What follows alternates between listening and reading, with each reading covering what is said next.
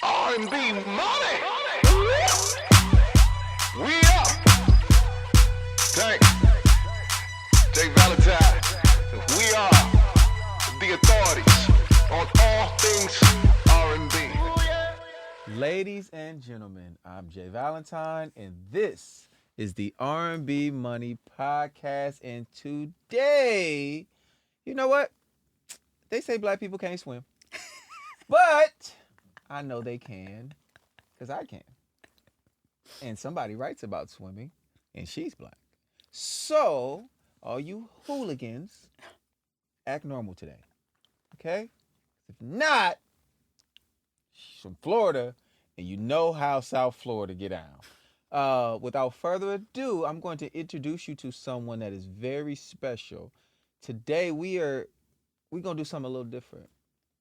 We're going to go behind the veil and introduce you to an amazing singer, songwriter, rapper, thug. And the mosquitoes be chasing her down. It's a hell of an intro. A.Chic. Thank you. I'm glad you talked about black people knowing how to swim. I can write about swimming, but I can't swim. So No, you I know can't what? swim. Jamaican girl from South Florida that can't swim. What's new? This whole time, you done wrote this huge record. Hey man, Babyface said 70% of the songs he wrote had nothing to do with his life. I'm just studying the greats and being greater. You're going to have to learn how to swim. That record is too massive. It's true. Too massive. And for my extra black audience who don't know what we're talking about just yet, we talking about one of the biggest records in the world, Craig. In the world. K-pop. BTS. Mm-hmm. Ask your kids. Your kids know. All the kids know. Dude. Swim is massive. And this young lady can't swim. But we you know what? We're going to get to that. How you doing today? I'm good. How are good? you? You look amazing. Thank you. Come I'm on. happy to be here. Come on. I'm happy so for happy you to be pull here. up. Thank you. This is like I said in the intro, this is really important because the reason we started this show was to shine light on all facets of the music business and the entertainment industry. And obviously, yes, our show is called R&B Money, so everybody thinks it always has to be R&B. No. That is the name of our company. Okay. And that's really why we named the show R&B Money. Gotcha. You know what I mean? But people like yourself are so important, you know, just to our industry and is the reason why our industry is doing so well. Thank you. Everybody be trying to lie, talking about ain't no money in the music business. They a damn lie. That shit somewhere. It's somewhere. We just got to find it. I'm going to find it. We just got to find it. Right? So thank you. Thank you, guys. First and foremost. You know what I mean? And I know you're moving into a new space. Mm-hmm. You're going to move into this artist space. We're going to get to that. But let's start in South Florida. Yeah. Lil Chic. Lil Chic. Lil Chrissy. Give me some, give me some of the journey. How did this whole thing kick off for you as far as you just wanting to be this entertainer and be in this music business? You know what? I've just always been a writer. Okay. Like I won my first writing contest when I was like 7. 7? Yeah. Who decided to enter you, or did you enter yourself? No, I had a teacher. It was like a short story contest. I wrote a story about like this bear that stole some honey from some bees, and they caught him and put him on trial and found him guilty. So you was growing up in the trap is what you're telling me. Listen, at 7. So Sugar Bear himself was slanging that, you feel me? It was. And, and he went to jail. Okay. And he went to jail. And so I just always been a writer. I just was always, I'm an Aquarius, so I'm really just like, an Aquarius that can't swim. That's an Aquarius, but I'm the water bearer, not a water sign. Okay. All right. I don't know nothing about nothing, so I'm just going to let you talk. So I was always a writer, and I'm the baby of 8. Okay. So I have 6 older sisters and an older brother. And everybody had different musical tastes. So I was just kind of like running around the house and, You know, one room will be playing Outkast, and one room is playing, you know, more East Coast hip hop, and one room is playing like, you know, whatever older Motown or this and that they liked. And my mom, she really loved like Beres Hammond and like Elton John and stuff like that. So then I would get some of that. So I was just a sponge, you know what I mean? Just like soaking things up. And then I would just like try to like write songs. And I just vividly remember like listening to certain artists and like trying to mimic them, like just, you know. So that was the radio was your teacher? Oh, absolutely. The radio and just like albums. Like my sisters, they were obsessed with albums. Excuse me. They were obsessed with albums. So they would always be like listening to music and stuff, and I would just be there like listening. And but the stuff they were listening to, I get my ass whooped if I was listening to it by myself. So, you know, and they're at school, I'm like, ooh, let me just go sneak in their room real quick and, you know, and like listen. And then I think I just kind of like, the funny thing about me when I listen to music, I never listen to music for the technicality. I always listen for the feeling. So I noticed very early on that I was trying to mimic feeling. So like whether it was the aggression in the delivery or like, you know what I mean, just the pain or the yearning or the happiness or the joy or the whatever it was, I realized that I was more trying to mimic that than anything else, not really like the technical things. The technical things for me just kind of came along with it. But I noticed that, and this is just for me, that I was more fascinated by how things made people feel or made me feel. Yeah. And I tried to imitate that. So how was your first song? Do you remember it? Yes. I was 12 and I wrote it in science class, Mrs. Bullard. And she damn sure took my paper, and I know I said something crazy to that lady. Oh, so you was beefing with her about taking Absolutely, your paper. bitch. Give me my paper. Oh. I ain't say bitch, but that's how you felt. That's how I felt. Yeah. Like, don't be reading my shit. So did she read it to the class, or she just read it to herself? No, she just took it. Okay. She just took it. And like, so what was this song about? It was just, I don't even remember. Like, I remember the song, but like the subject matter was like, it was probably just me like trying to like be, you know, saucy, just like trying to like flex or some crap or whatever. But nobody really knew that I could write or sing or rap or anything till I was like 17. Oh, so it's 5-year span. I was between just that song honing that little craft by myself. Like I would just write books and books and books of songs. And then I used to spend all my summers in Jamaica. So I would go to Jamaica and be telling my cousins, like, there was like songs that were on the radio, popular songs or whatever, and I'd be telling my cousins like, you wrote it? Yeah, you know this is my song. Oh my God. Like, hell yeah, be performing it and everything. You had to see me. Going crazy. Yeah, I wrote You Should Let Me Love You. Absolutely. What? How do y'all know? Y'all don't know. They don't. Yeah, my cousin write that. Yeah, she did. Yeah, my cousin. Listen, it was a time. Okay, lying my ass off on summer vacation. You literally going on vacation to your family house telling them you wrote all these hit records? Absolutely. And how old are you at this point? 16? Oh, no, this was way before that. I was probably like 11. Oh, shit. Like, yeah, this was a thing. I was like a kid, and I was telling my cousins, like, yeah, these are my songs. I mean, they're like 8 and 9. So, like, I'm just over there lying my ass off. But, you know. You're speaking into existence. I mean, that's what we gonna call it now. Yeah. You know what I mean? That's what we call it now. But, so that was just a lot of, I guess, early artist development. Yeah.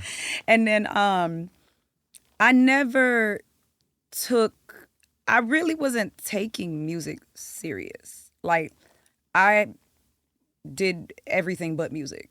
So I was... So what are the other things you were doing? You were...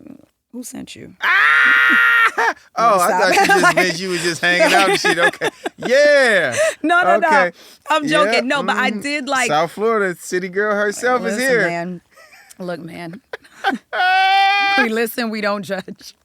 But no, I mean, like, I listen and I judge. At least you honest. I definitely judge. But you know, like when I was in high school, I dual enrolled college and high school, and I got like a degree in child development while I was getting my high school diploma. And then so I did work as like a teacher for like a short period. And then I would just be like, oh, I'm gonna like dip in music and dip out. And then I would like do music on the artist side and then just stop. And then at one point, I had quit music for probably about like 5 years. You about 5 years? Mm-hmm. I didn't do nothing. Like before that, I was like really like going crazy on my artist stuff, and I was like performing overseas and doing all the things, and then I just got fed up and I just stopped. Oh, so you had motion with it and everything. And I just quit because I was just fed up. Why? I think I had gotten to a place where I had carried myself as far as I could go.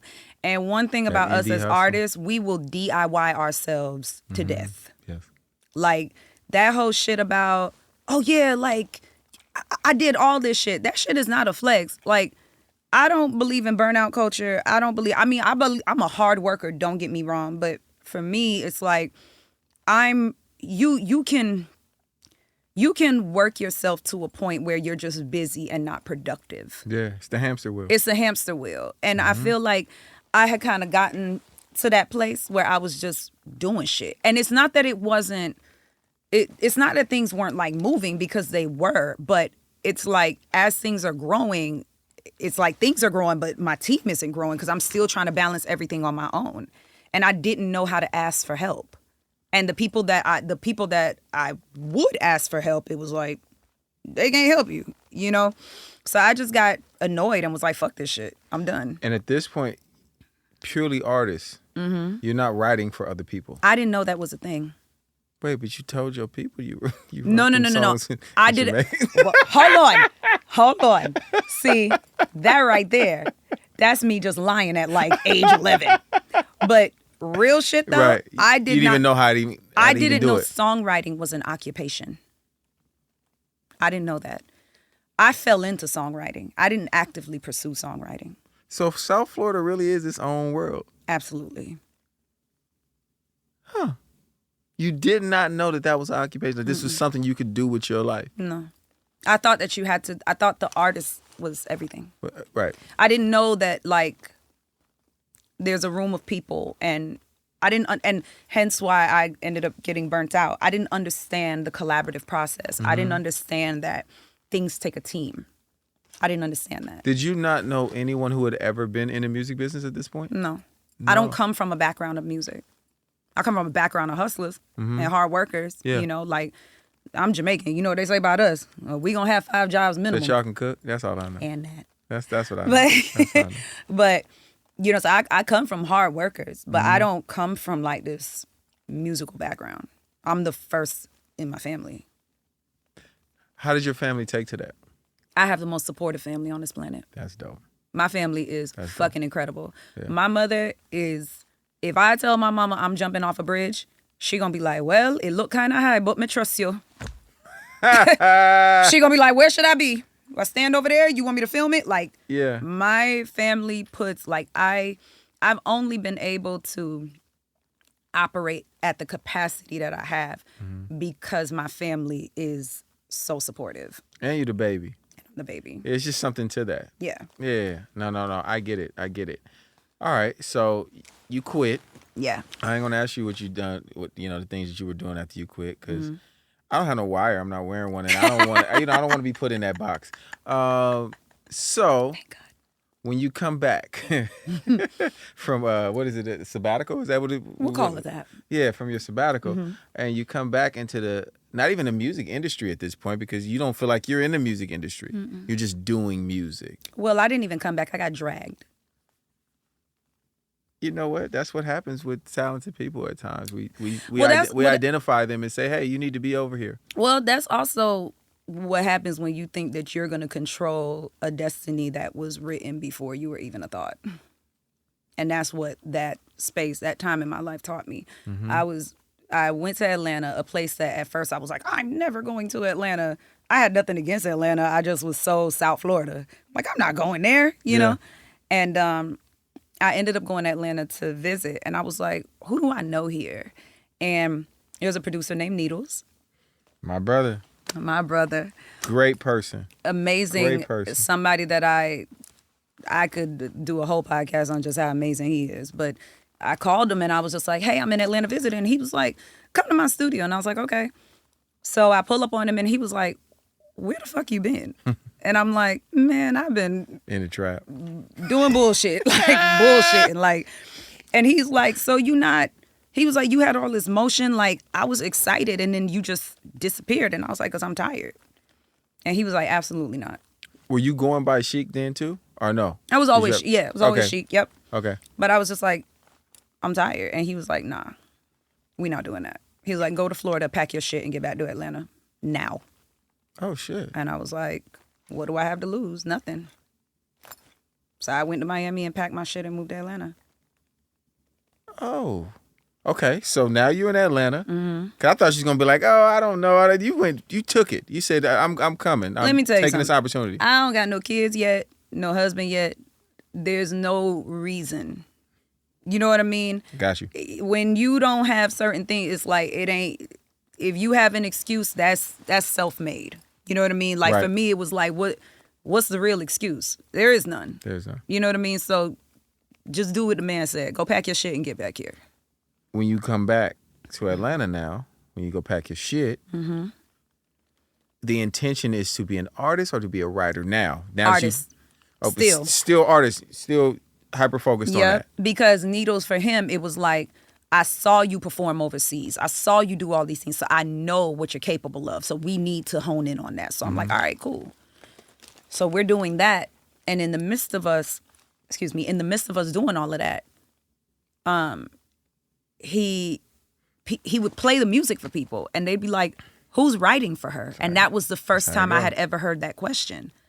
Because I had heard, like, there would be guys that would say little things sometimes, like they'd be like, yo, whoever's writing for her is sick. And I'd be like, excuse you, bitch. Like, what is, like, but somebody actually asking me, like, who's writing this? And I was, honestly, I wasn't even offended. I was confused. I was just like, what do you mean? Like, I'm writing it. And then it would be like, oh, well, can I get you over here to write for such and such? Yeah. And I was like, okay, cool. So I started doing that. And in the first year that I was open to it, there were three big fish.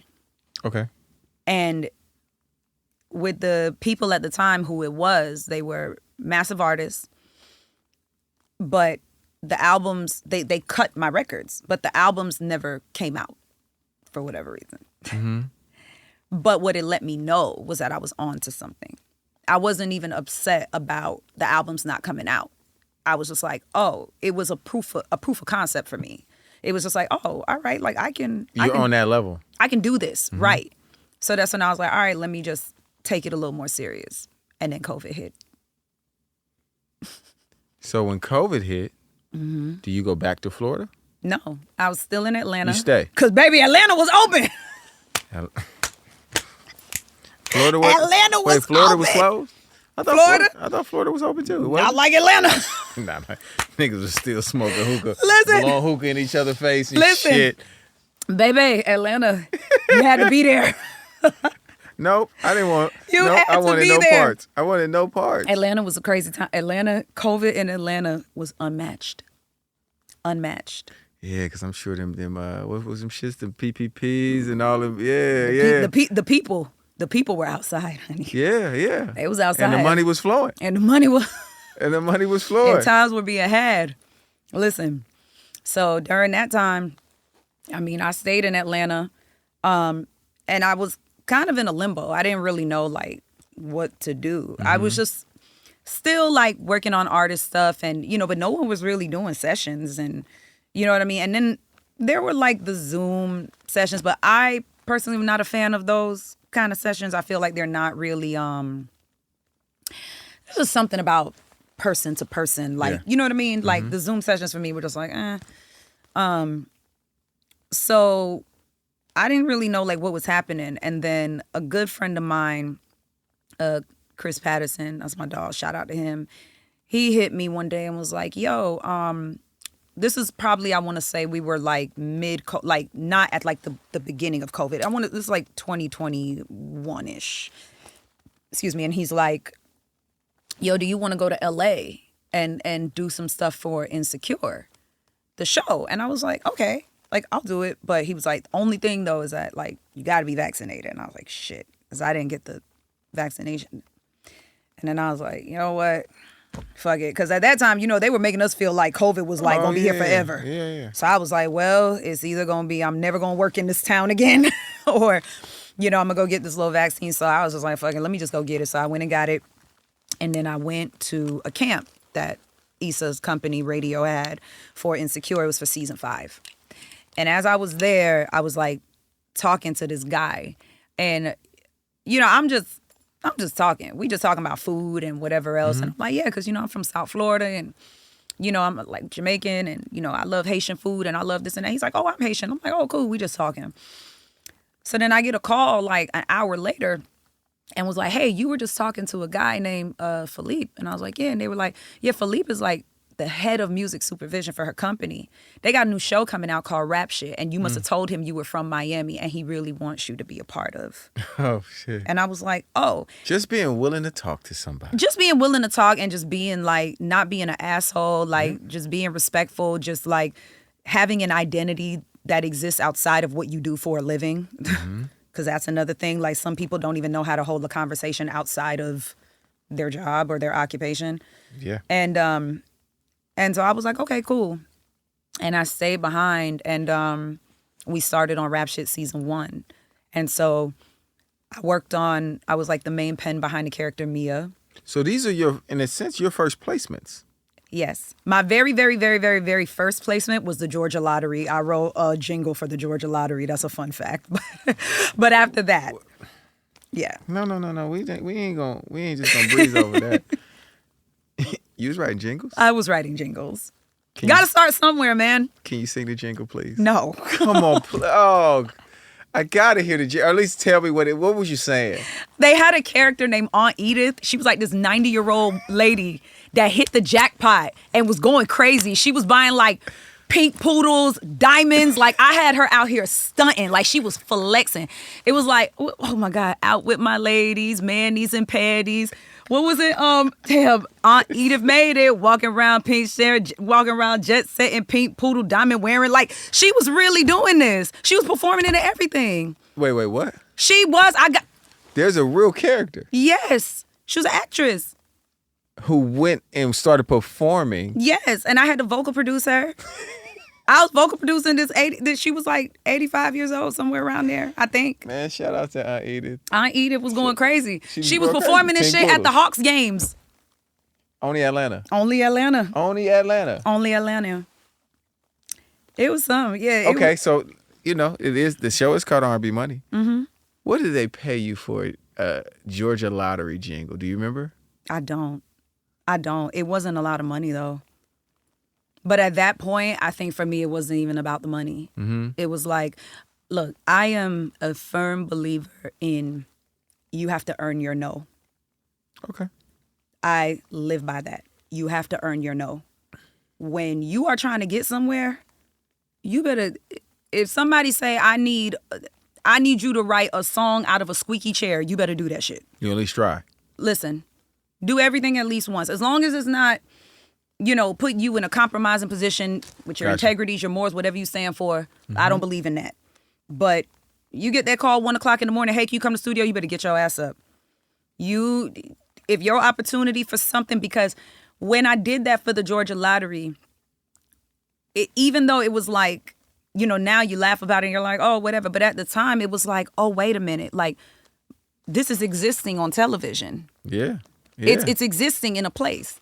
You know what I mean? And so and then now when you go into rooms, you have something to say. Yeah. And I don't think people understand the power of that. You know what I mean? Like to just show that you're working or that you're capable. Yeah. Like we all start somewhere. Absolutely. So that was my Hey, that's start. Actually dope though. Yeah. That's actually dope. Thank you. I'm going to look it up too. I got it. You should. I'll send you the video. I have it in my phone. Please. I need it. People was tagging me in it for the longest. It was so funny. So now you're on the writing team for Rap Shit. Yes. Mm-hmm. And who's the character you're writing for on there? Mia. For Mia. Yeah. Are those songs also being distributed as well? Yeah. Or is it just purely for the show? They're for the show, but the show also has a soundtrack. Got you. So the songs are also on the soundtrack. And then I was like contributing to other songs for the soundtrack. So you get right into TV money. Yeah, which was cool. Listen, TV money is nice. Yeah, and building a great relationship with the radio team and stuff like that. And then in the midst of all that, like I'm still like working like a couple days a week, but then still hustling. Like I worked as a stylist for a little while, so I'd get like styling gigs and. And when you come to write for rap shit, do you stay in LA or do you go back to Atlanta? No, I was back and forth. You back and forth. Yep. And you're styling in Atlanta and in LA. Styling in Atlanta or New York or wherever. Like one thing about me, if you tell me there's an opportunity somewhere, I'm gonna go. So were you styling for artists directly, or were you just styling for, what were you styling for? So one of the things that I had styled during that time was it was a short film, independent film. It was called Hurrah 99. It was like starring Ja Rule. So I was styling him and like all the characters and stuff for the cast. But then it was funny because that led to me styling Rakim. Sure. So I styled Rakim for like his concert at like Sony Music Hall, him and his whole entire band and stuff like that. Styling is a lot of work though. That I can only imagine. So was it just something that you just dove into on your own, or did somebody say, you know what, you fly?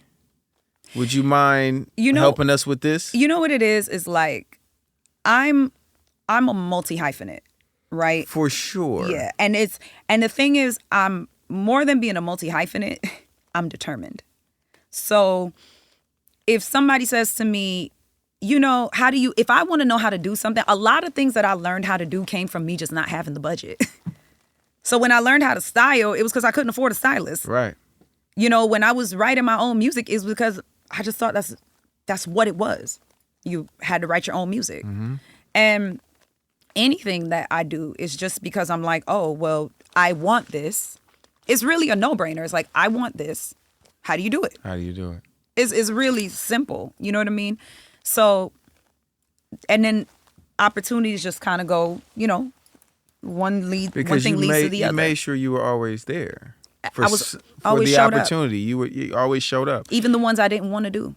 And that's huge. Yeah. That's huge. There's so many people, like you said, earning your no. Yep. There's so many people. And at that time, I hadn't earned my no. But there's so many people who believe that, oh, that's just not for me. No. Okay. You don't know what's for you. That opportunity that could be around the corner is now not for you either at this point. And the thing is that, listen, true story. I was working with these girls one time, and they were a girl group, and the manager had brought me in to do some writing and stuff for them. And as I was working with them, they were really talented, but I wasn't sure what was really happening with them.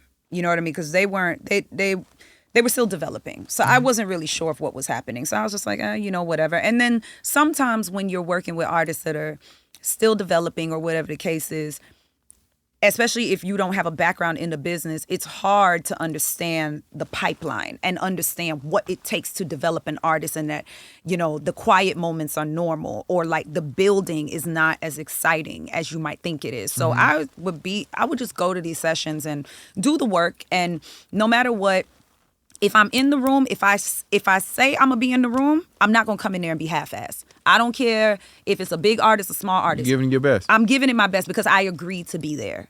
So I go to one of the sessions one day, and there's this guy sitting in the corner, and he's super quiet. And I'm just kind of like, I'm always just paying attention to my surroundings. I'm like, who the fuck this motherfucker? Like, you know what I mean? But he's super quiet. He ain't really saying too much. So I'm like, all right, whatever. So I'm working with the girls. So a couple hours go by. He really wasn't saying much at all. And then finally he comes up to me and he's like, hey, can we exchange information? And I was just like, okay. Creative to creative. It was nothing like creepy. And I was just like, all right, cool. So then he goes to me, I think you'd be really cool to bring you in to work with Missy Elliott. And I was like, what? And I'm like, this guy's been sitting quiet as hell in the corner the whole time. And in my head, I'm like, you no fucking Missy Elliott. He watching you work, though. Right? Yeah. So he calls me like 2 weeks later, 12 o'clock at night. Yo, can you pull up to the studio? I was like, for what? He's like, Missy's here. I want you to. And I was like, all right. So I'm not really sure what's happening. It's Atlanta. I ain't gonna lie. I got my little bodyguard with me. And I'm speeding down. Not a little bodyguard. Little bodyguard. I hope the bodyguard wasn't too little. So I'm speeding on the highway. Studio he tells us to go to, anybody that's from Atlanta know the distance from Midtown, where I was living at the time, to Alpharetta is far. Oh, yes. Okay? Yep. He was like, I need you here in 15 minutes. I know what studio you was at. You are, all right. Yes, that's So fine. I'm like, ain't no way I'm going to get there in 15 minutes. But I'm going to just say yes and figure it out. Yeah. I ain't put on no makeup. Guess what? It wasn't my show. It wasn't time for that. You telling me I need to come there and work with Missy Elliott? I'm coming. Yeah. So I get my ass up. I'm speeding. Okay? Exit, get to the studio. I'm like, what kind of fucking studio is this? Shit's an ice skating rink, right? You know exactly what I'm talking about. Shout out my brother. Yo, I'm looking and I'm like, shout out little Roddy with the ice skating. Listen, I said, studio. ain't no fucking way. This a real studio, okay? So I got my, yeah, your bodyguard. So I got my little bodyguard. So I got my bodyguard in my jacket. So I'm like, hold on. So I'm looking through the whole parking lot, and I see one car to the back, and it got a covering on it, but I could see at the bottom, and it was like a lime, I think it was like a lime greenish color or something, and I was like, Missy's a car person. I said, that got to be her car. All right, because for me, I'm scoping just to make sure that I'm safe. You know what I mean? Because just, you got to always do that. Yeah. So I get there, and it's the guy who I'm talking about, shout out to him, he's my brother's Corte. It's my dog. And he goes, yeah, like, Missy's here. Like, I want you to come work. And I was just like, okay, cool. So it's me and a couple other guys. And I didn't really know any of the other guys or whatever. And Missy is, how they say, like, nobody sees her record anything or anything like that. Like, you don't watch her work at all. Like, that is very, very true. So I didn't know what was happening, but I just knew I showed up. Okay. So the guys are kind of like writing some stuff for her. And I'm listening to the stuff that they're saying, and it was no shade, but it's like, yeah, I need me some with some money. Motherfucker, Missy is the nigga with the money. What are you talking about? Missy has all the money. Missy has all the money. You can't sit here I'm sure that car under there was either a Ferrari or a Lamborghini or something crazy. Something. Yes. Yeah. So here's the thing, and this is where integrity and just wanting to do the right thing comes into play. We didn't know that she was outside the door listening. So I go in there because, I do my homework before I get there, and I'm trying to, because that's the thing about songwriting is people don't realize like how mental it is, right? And spiritual it is, because you literally have to take on another energy. Yes. And you have to absorb that and become it, right? So I'm like, okay, I'm sitting there, I'm like, all right, if I was Missy, mind you, I don't have no big placements at this time. So I'm like, all right, if I was Missy, what would I, whatever. So I'm in there and I'm working. So Corte comes in the room and he's like, hey, y'all, can we talk to Chic real quick? I'm like, oh, shit, what the hell I done did? So they know I got my bodyguard. Man, listen, right? I'm like, what the hell I done did? I'm just like nervous as fuck. And I'm like, they about to tell, whatever. So the guys come out the room and Cortez, like, he looks at the engineer and goes, delete all that shit they was doing. We about to give you a whole other hard drive that Missy got some ideas. She wants Chic to work on these by herself. And I was like, oh, okay, cool. And she came in the room and we got to talking. And that was one of the best moments of my career because just being able to even like talk. First of all, she's someone I look up to. Like my goal in my career is to be this generation's Missy Elliott.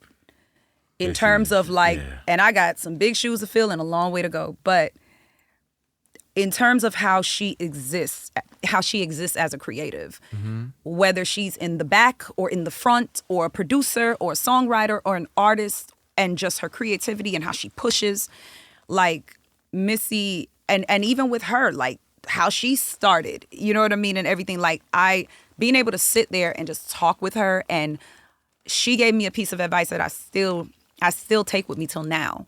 Whereas when she said to me, because I don't like the booth. I don't record in booths. I hate the booth. It's a disconnect for me. Okay. And I said, well, yeah, I said something how it came up, and I was like, yeah, I don't really like the booth. And she goes, listen to me. She said, whatever people need, whatever you need to be your best, when someone wants something from you, never be afraid to ask for it.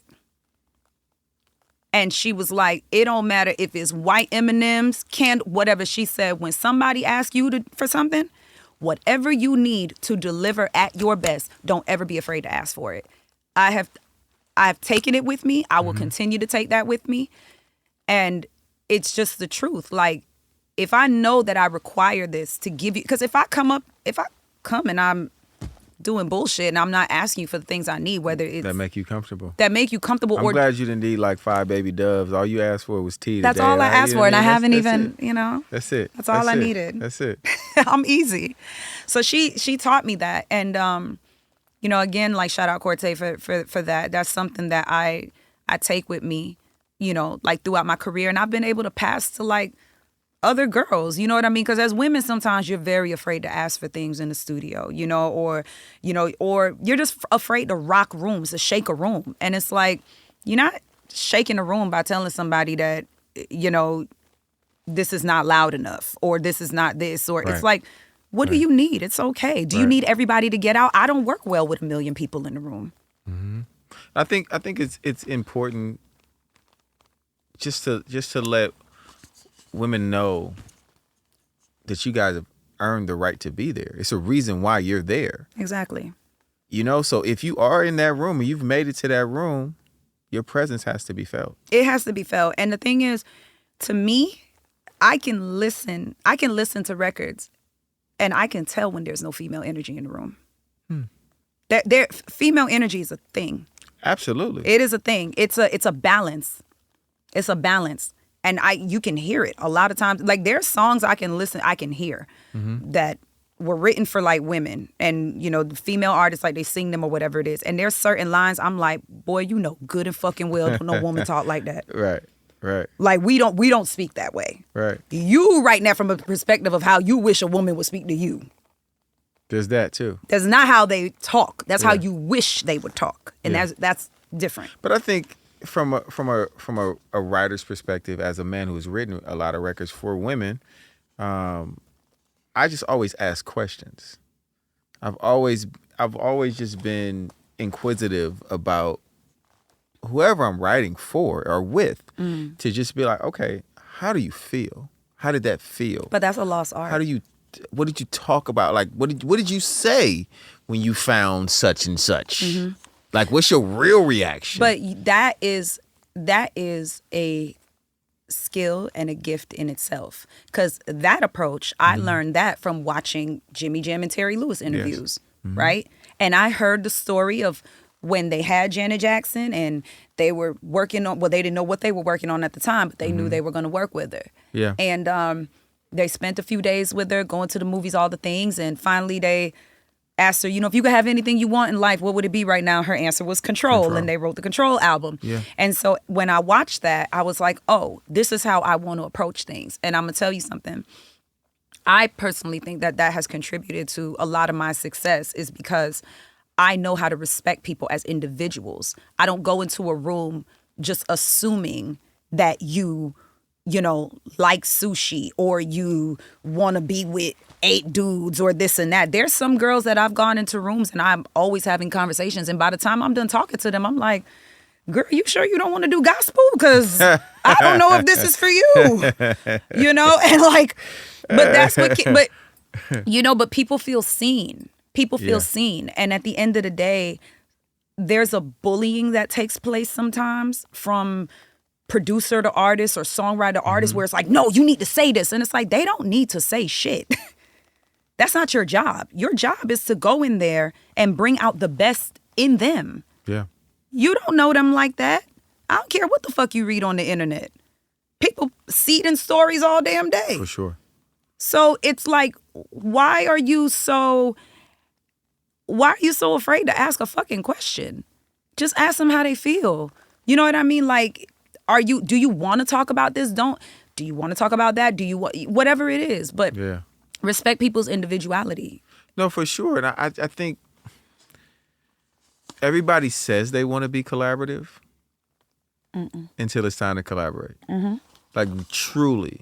But I'm going to tell you something. Needles is the one that taught me about the power of collaboration. Mm-hmm. Because before that, again, like I said, people will DIY themselves into the floor. I got it. You didn't know at the time. I didn't know. And I'll never forget, he told me, he was like, Chic, listen to me. He was like, I used to do everything by myself. He was like, the record that changed my career, which was Just the Way You Are, he did for Bruno Mars. He said that was a collaborative record. He said that record has been paying me for the past 13 years. And I don't still give paying a him to this day. fuck about doing anything by myself. Right. Whoever we need. And then also too, like, just other creatives that I admire so much. When you watch them work and you see how many people are in the room and how many people it really takes. Yeah. We're just going after the ultimate goal, which is a hit record. Yeah. That's it. However you get to that point. Yeah. Now, when you get there, you know, obviously, sometimes people have, what would we call it? Ego. Amnesia?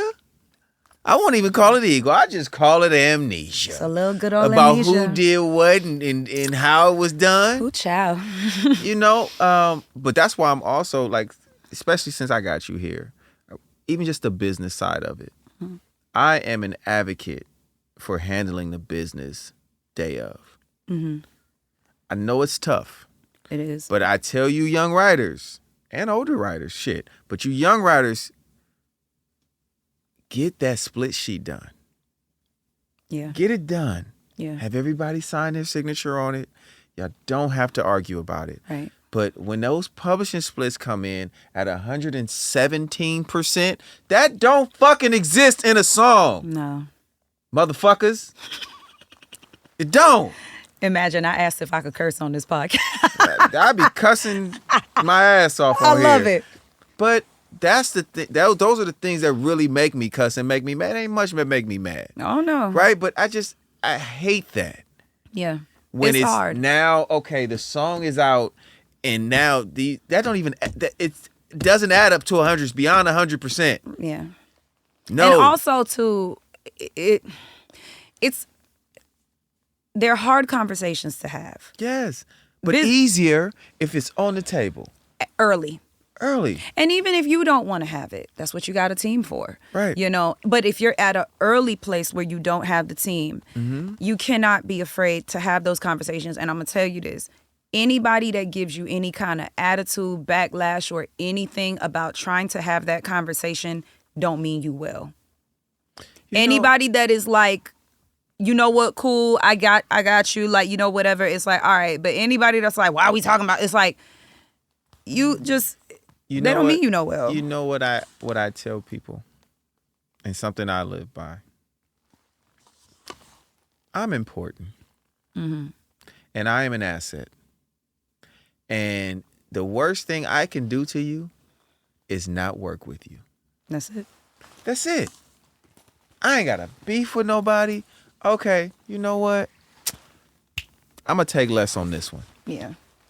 At some point, you're going to call me again. And my immediate response is going to be, I can't do that. That's it. And you know why. Oh, what do you mean? You know why. Yeah. That's it. You think your 10% is worth 25 and you know it was 10 and I gave you 20 so we would both feel good. Yeah. I'm never doing it again with you again. Yeah. And we have to understand how important we are. Yep. And I think, too, I have something I say all the time.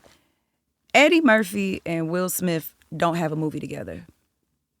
They don't. And what I mean by that is... I think you about to start some shit, though. But I don't... right? But what I mean is, we ain't got to work with everybody. We don't gotta work with everybody.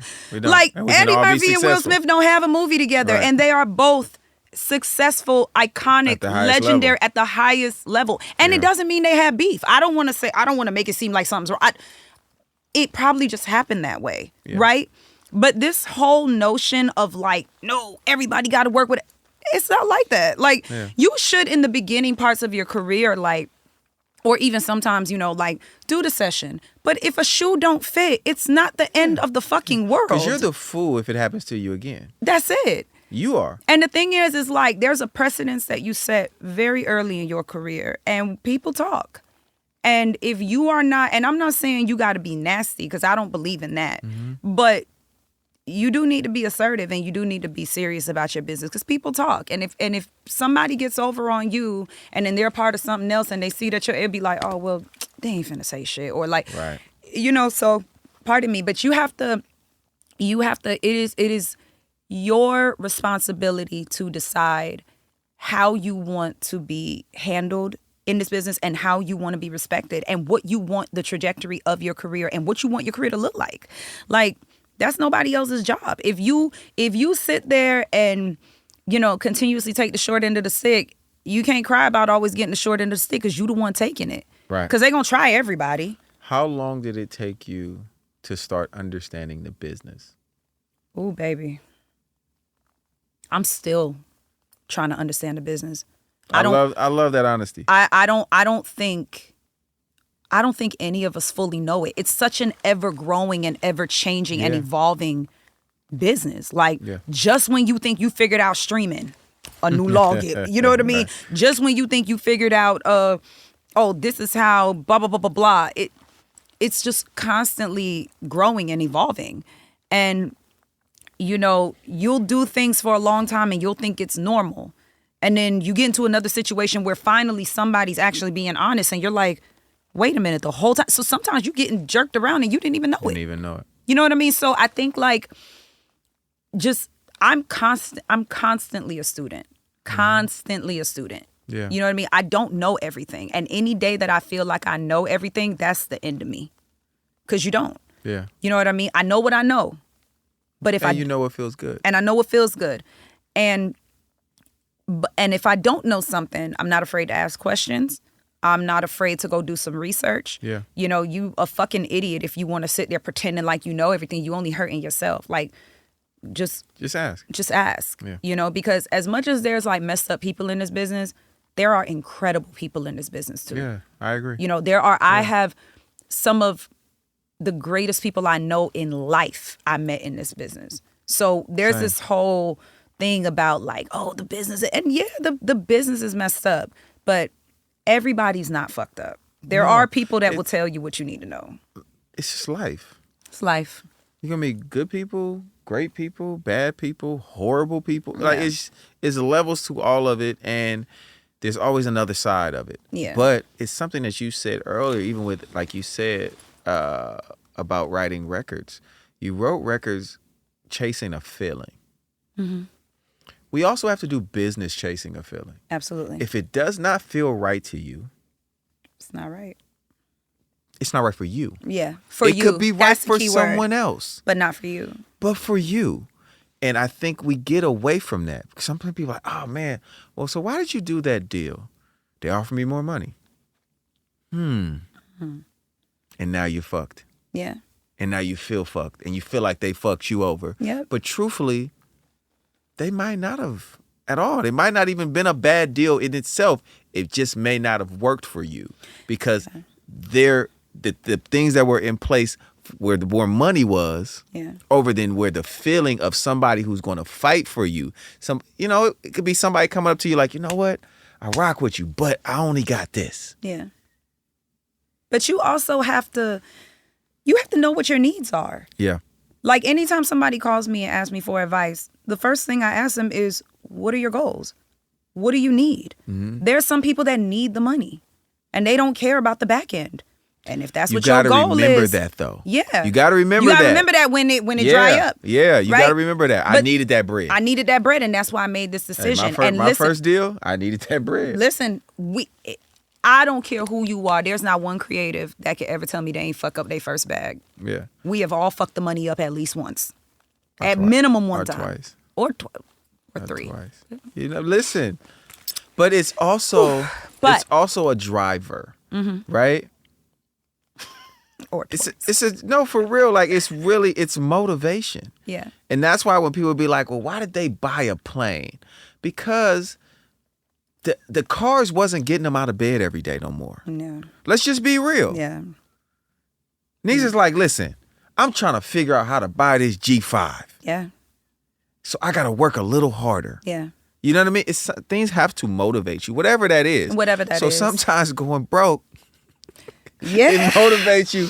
Yeah, to get back on your shit. You're like, Ooh, I Wait wrote till- the greatest song in my life. Boy, Listen. I'm back. Wait till I get my money, right? We've All of all that- been there. It's all part of the process, and it's to me it's what gets us all going, and it helps in our service to the world. Yeah. We're here to entertain. We're here to give feeling. Yep. We're here to make people feel a certain way about what we're doing, about what they're doing. Yeah. And sometimes we're able to word it better than others. Some of these songs I'm not sure, but But go crazy, go off. Go crazy. Somebody need to hear it. Might not have been me, Yeah, might not have been you. all right, yeah. but somebody somewhere needed to hear it. Yeah, And that's yeah. okay. So, what's your first big record that you felt like I've arrived, I've done it, the shit I was shooting for? I had the honor. Come on, Anna. Love this record. I'm grateful for everything I do. So I had the honor of being a part of. I was a co-writer on Red Ruby the Sleaze. Oh, I love that song. And I love the fact that y'all. It was great. Yeah. Great song. So that record definitely changed the trajectory of my career for sure. And it kind of, that record, that was just a crazy moment. Like when that record took off, like the text messages that went unanswered for years, the Yes. emails that never got a response. In real time, I was just watching my phone and I was just like, wow. And I wasn't even upset. You can't be. You can't be. You can't be. I Because wasn't, yeah. what you have to understand in business, not even in our business, but in business, everybody's busy. Yeah, And if you are not an asset, you're a liability. that's it. That's and life. Look, once I learned politics, my career changed. Mm-hmm. I stopped taking everything personal.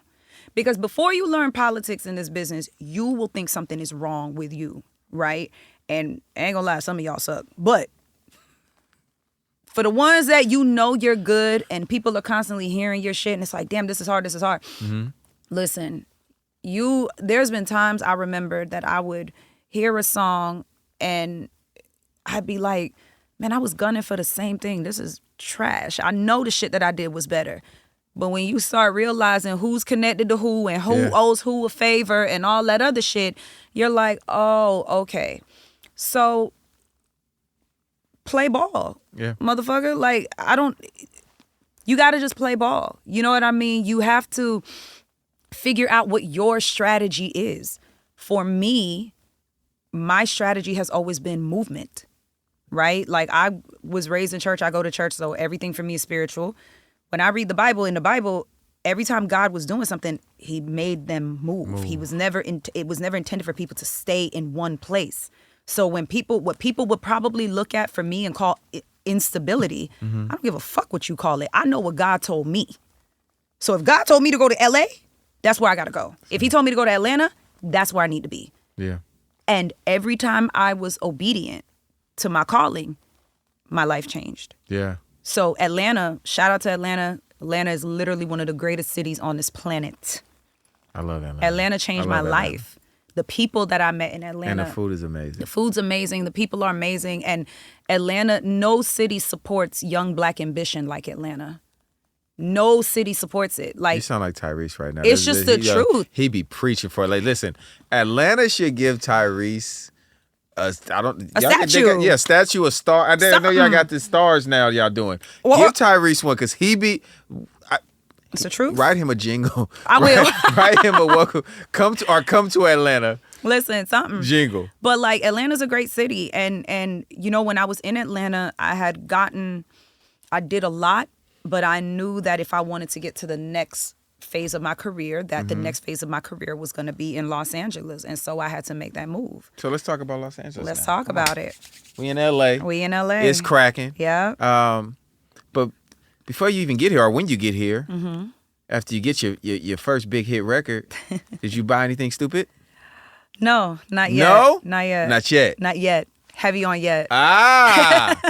Okay. Not yet. Okay. But also like my stupid days, I'm not going to say they all the way over.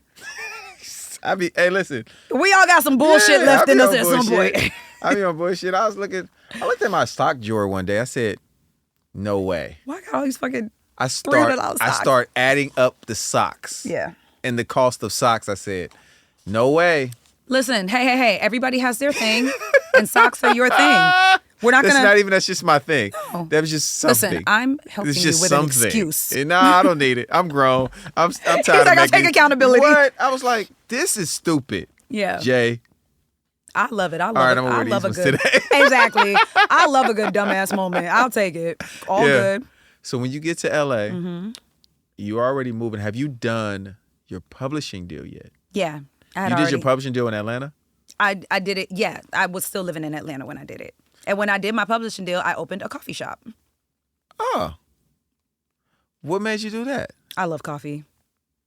And it was purely that. It wasn't even about the business itself. It was just like, I love coffee. Other people love coffee. I'm going to sell coffee. Yeah. And then my great-grandmother was a coffee farmer. And I didn't know that. I learned that because I was always be like, I love coffee so much. Yeah. And one day I was talking to my mom and she's like, you know, my grandmother used to grow coffee. Jamaica, we actually produce some of the best coffee in the world. That's what, when I went to Jamaica, they told me I'm not a coffee drinker Yeah. though, so I didn't know. I don't know if I trust you anymore. Yikes. But, You know, but, so I did that. I try to manage addictions. I don't, I try to stay away from addictions. Oh, give me my caffeine, please. Yeah, because that isn't it. I've seen it up Listen, close. number Coffee one- is an addiction. Number one consumed drug on the planet. Man. It's caffeine. Yeah. But I try to stay away from all things addictive. yeah, when I was in Atlanta, I did that. But here's the funny shit. Earlier that year, God was like, move to LA. And I was like, no. I'm going to open a coffee shop. Okay. And let me tell you how that happened. But long story short, I did it. I loved every second of having it. It ended up not, the person I went into business with ended up not being the greatest. Okay. So you didn't make no money? Well, I lost a lot of money. Oh, you lost? Not even about not making none. Oh, I lost so much money. Okay. And I remember the all day. your publishing money? Yeah, shit. And money from just other things, Ooh, and the other things. Boy, we don't remember. We not talking about that. Yeah. Even though the statute of limitation is over. It is. You know what I mean? Like, listen. Hey, man, nah. But I remember the day I closed my shop, I said, fuck this shit. I'm going to go write 2 songs and make it all back. Come on.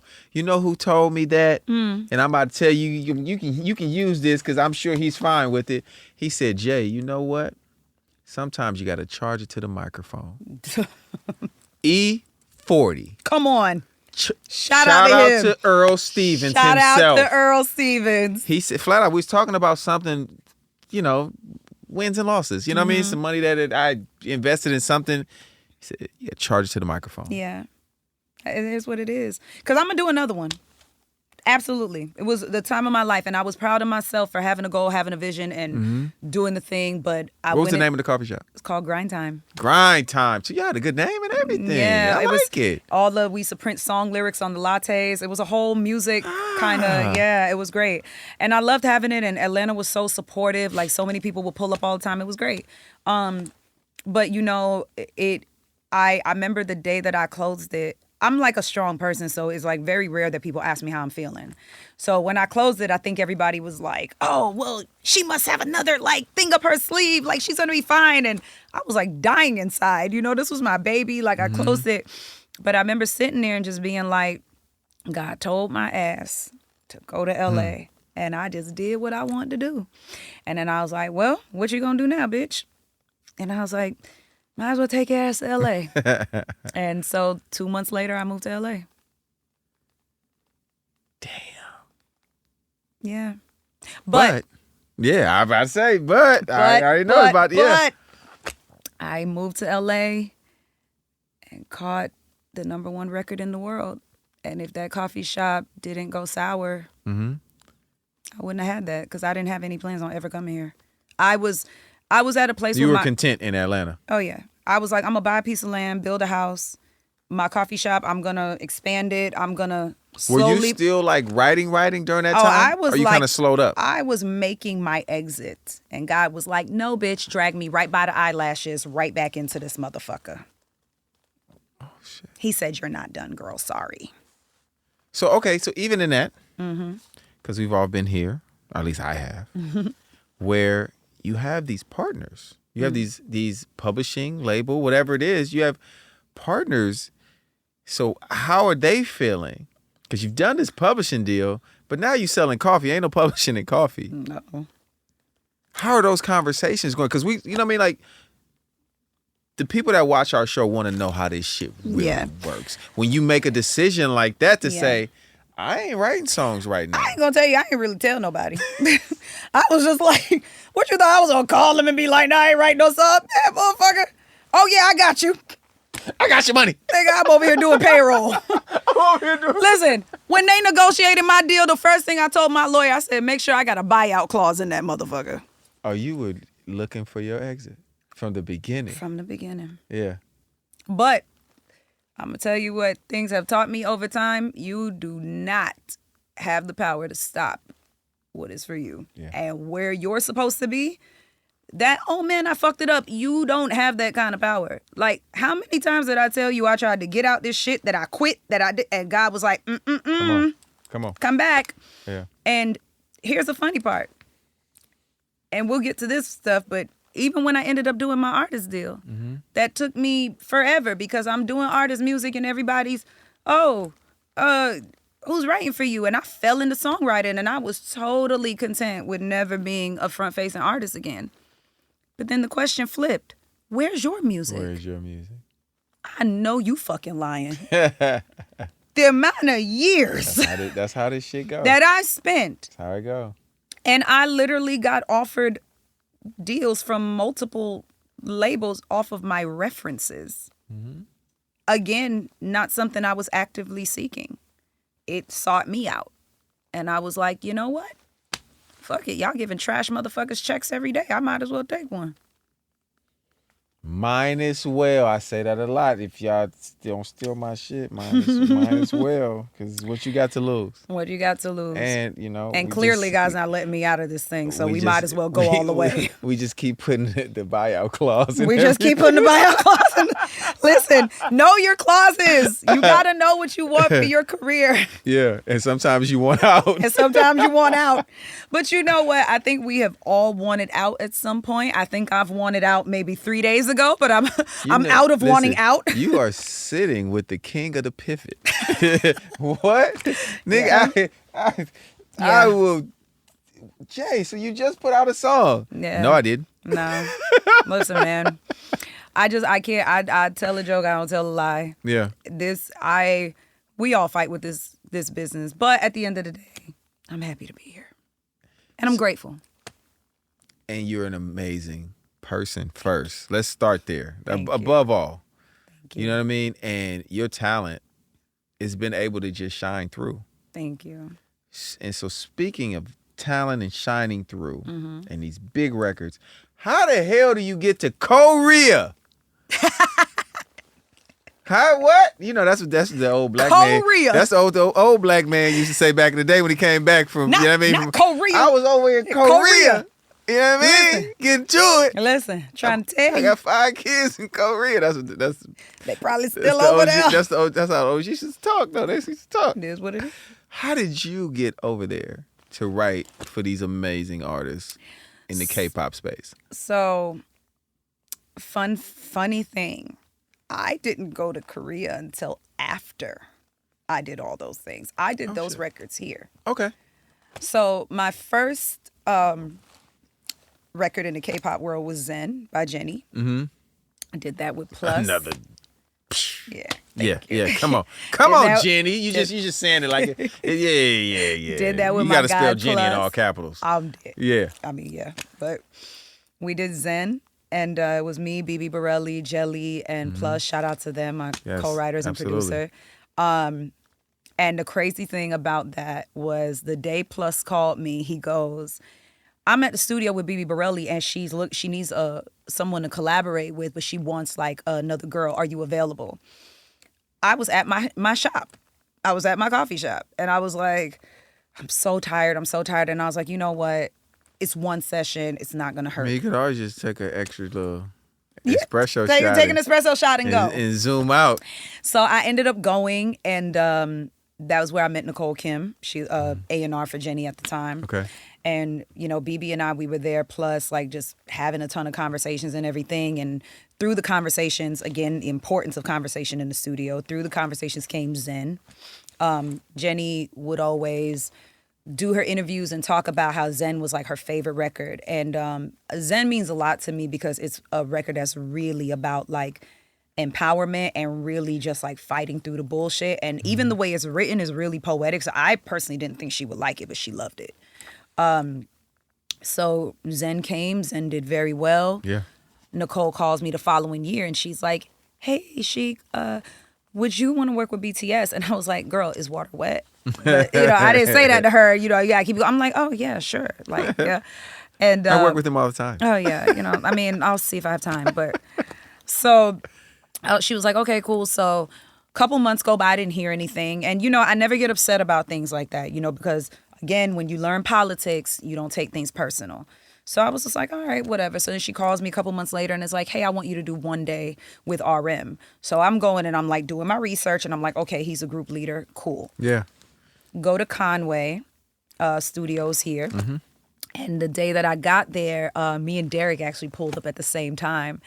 Shout out Derek Milano. Shout out our brother. And I look at Derek and I was just like, do you know what we're doing? And he's like, do you know what we're doing? And I was like, I don't.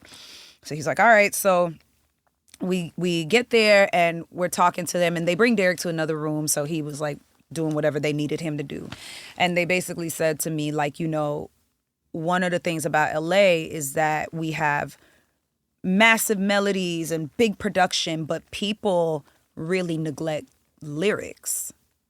And you are a great lyricist. Like, you're one of the best lyricists out of it. I was just like, okay, girl, keep tooting my horn, but okay. So she was just like, I really want you to like sit with RM and like help to curate these songs to like make them unique to the band and just things that they can feel. And I was just like, okay.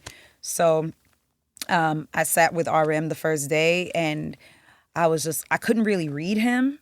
And it was a very different approach than that I normally take in songwriting, because in normal songwriting, we sit down and it's like, oh, hey girl, or hey, right. But this was a whole other culture. It was a whole other, so now this is where I'm just like, all right, let me observe, be a student. So after a couple hours, like we're sitting there, we're trading lyrics and I'm throwing ideas out and some of them were landing and some of them weren't. And, I keep getting into these roadblocks because I would say something and they're like, well, because of our native tongue, they can't pronounce that.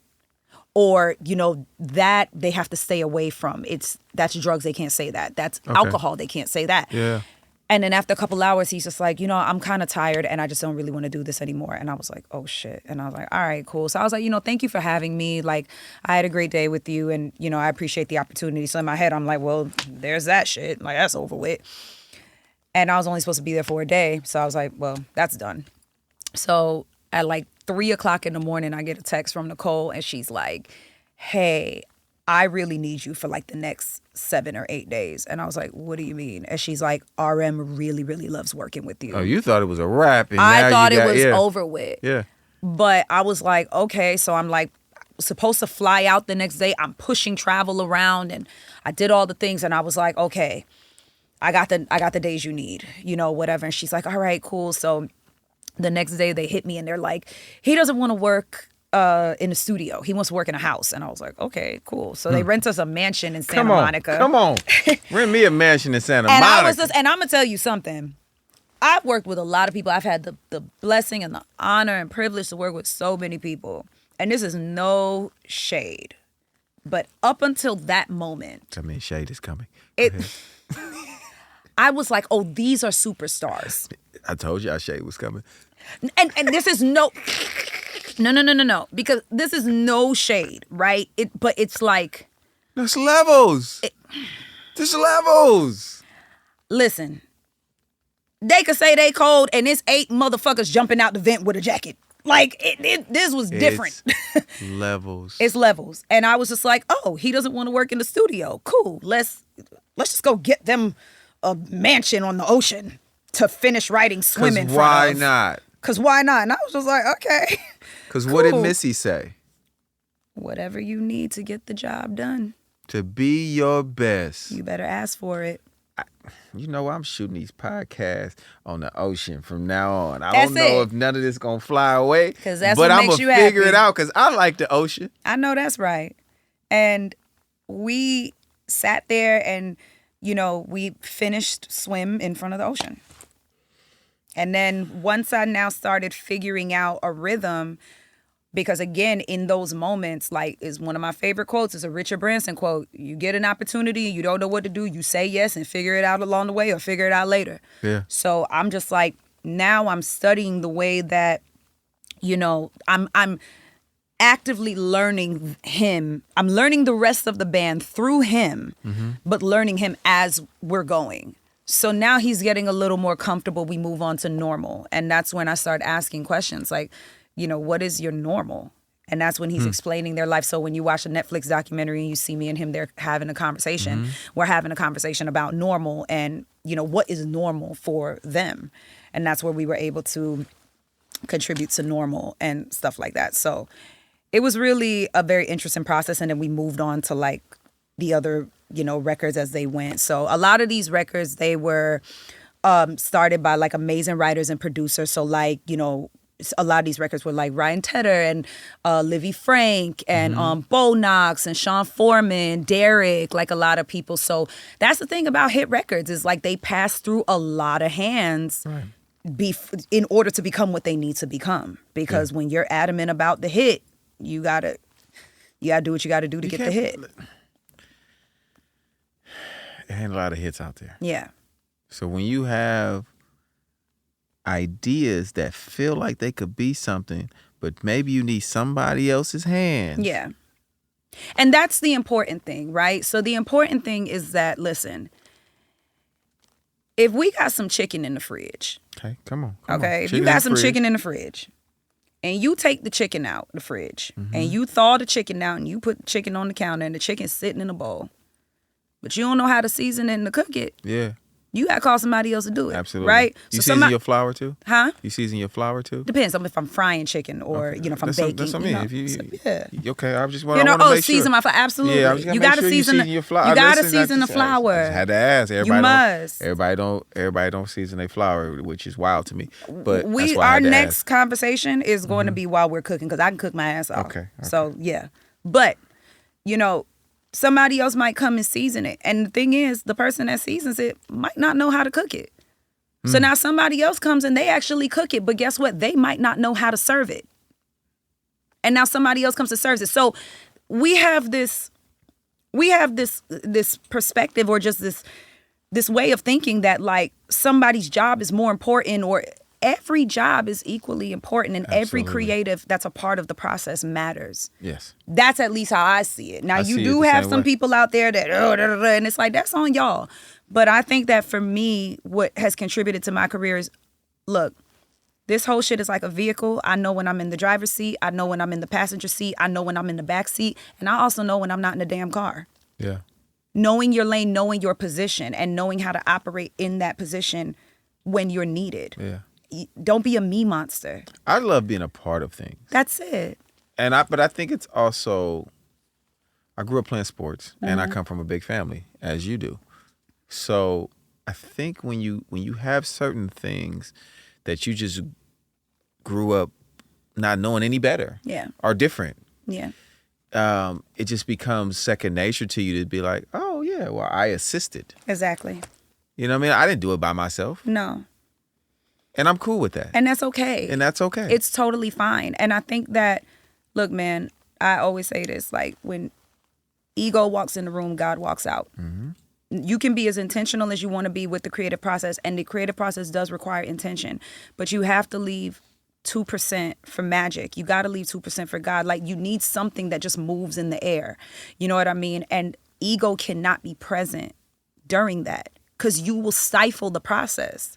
You'll stifle it. Yeah. And I think that, again, you know, I'm blessed to, even if I didn't work with certain creatives directly, I'm blessed to even be adjacent to them. Yeah. I'm blessed to even have been able to contribute to something along with them for our journeys to even pass. A lot of these are people that I grew up like, oh my God, like this is such and such. You know what I mean? Like I'm grateful to even be in their path. And I'd be a liar to think that I was like, oh, like, man, one day me and that person gonna do a record. Some of those things seemed far-fetched. You know what I mean? And now they're not. Now they've actually become a reality.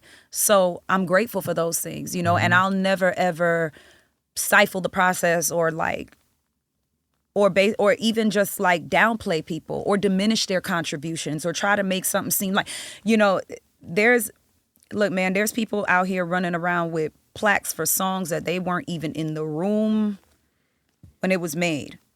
So if there's a person in the room and you have an idea or an energy or anything and you were there and it actually contributed to this, why would we try to rob you of your contribution, no matter how big or small? Sometimes, one of my favorite stories is when Sierra did Goodies. And it was My Cookies at first. And they were like, what the fuck is this? Right. One word. One word. Going from cookies to goodies. Yeah. Gave them the hit. For sure. So those things are important. And I think that everybody's role is important, you know, and I don't think it's cool to like diminish anybody's shit. Like, so you gonna learn how to swim? I'll try. You can't have this record and not know how to swim. You got to listen, tread water or something. You got to learn. You have to learn. You can't. No. I don't need to. I could just keep writing about it. Oh It's my fine. God. So swim. Yeah. You had to buy something stupid after swim. Like, It's coming. I haven't done it yet. no. So when you said yet, you haven't even done it yet. Period. No. It's coming though. What you gonna do? Come on. I don't know. What do you feel like is crazy? Well, you want to know? That you shooting okay, for? you really want to know the truth? Absolutely, And that's what I'm everybody asking. that follows me knows this. I am hell bent on buying a flamingo. They sell those? So here's the thing. I learned that a group of flamingos are called the flamboyants. Flamingos, you can't just have one. You have to have more than one because they're social animals. They eat pink shrimp, and that's why they turn pink. That's why they turn pink. Right. And you have to be either like a zookeeper or have like a special license. I'm fully prepared to become a zookeeper to have this. Just to have the flamboyance. Absolutely. How many you gonna get? I want like 5. Cute little 5-piece. I gotta have Got a them 5-piece flamingo. Gotta in the fucking back. have- In the back, I gave this me in the bag. in the flamboyance. In the bag. And it happened because one day I was looking for a flamingo to shoot something. And I called everywhere around South Florida and one motherfucker kept answering the phone. I gotta know what you mean when you say shoot something because you keep your little bodyguard. So I don't know. I guess gotta make sure. You wasn't having a moment like, no, I'm ready. No. Shoot Some content. Okay. Not some content. Yes. So one motherfucker kept answering the phone. And finally I said to him, are you the person that I just spoke to 3 times? He goes, yeah. I said, why do you have all these different phone numbers? He was like, listen, man, I'm the only person in Florida that got flamingos. I said, is that so? Huh. He goes, yeah. And I said, so then it kind of became like this. Your homie? His name is Spencer. Shout out Spencer. He's the only motherfucker that owns flamingos in South Florida. Shout out Spencer the Shout out Flamingo Spencer Man. the Flamingo Man. But it became like a personal mission of mine. I'm like, oh, you trying to monopolize the flamingo game. Bet. And I'm dead ass serious about this. I'm coming for his ass. You think I found out that they were called the flamboyants because I was bored? I've been actively researching this. I'm buying them flamingos. You wait. Do you know how much they cost once you get your license and all that? See, the thing is, they not that expensive. It's the upkeep. It's like the care. Because you got to find these certain shrimp to keep them their Certain color. shrimp, certain all the things. Like it'll be fine though. It'll be fine. I'm getting them. Because you got to buy all the things. Yeah. For the flamingos. I'm getting the motherfuckers. Okay. Mark my word. And when I get them, we coming right back here. Nope. With 'em. You're not bringing flamingos in here. It's not that. No. Boring. No. I'd be like, wait, no. This isn't. So that is what I will be buying. Okay. Yeah. 5 flamingos. 5 flamingos. I don't think I've ever heard. Ruben, have we heard that one before? Okay, we've never heard that before. And a candy paint helicopter. Definitely want one of those. Like the Cash Money one? You remember that? Remember they had the helicopter? Need a helicopter. Candy paint, though. Candy paint. Got to be. Candy paint. You know, listen, man, I'm from South Florida, baby. Come on, like. I actually respect it. Yeah, got to be candy paint. Might put a flamingo on the side of that motherfucker. I don't know. See how I'm feeling. See how I'm feeling. Another amazing artist you work with, who I love, Becky G. My girl.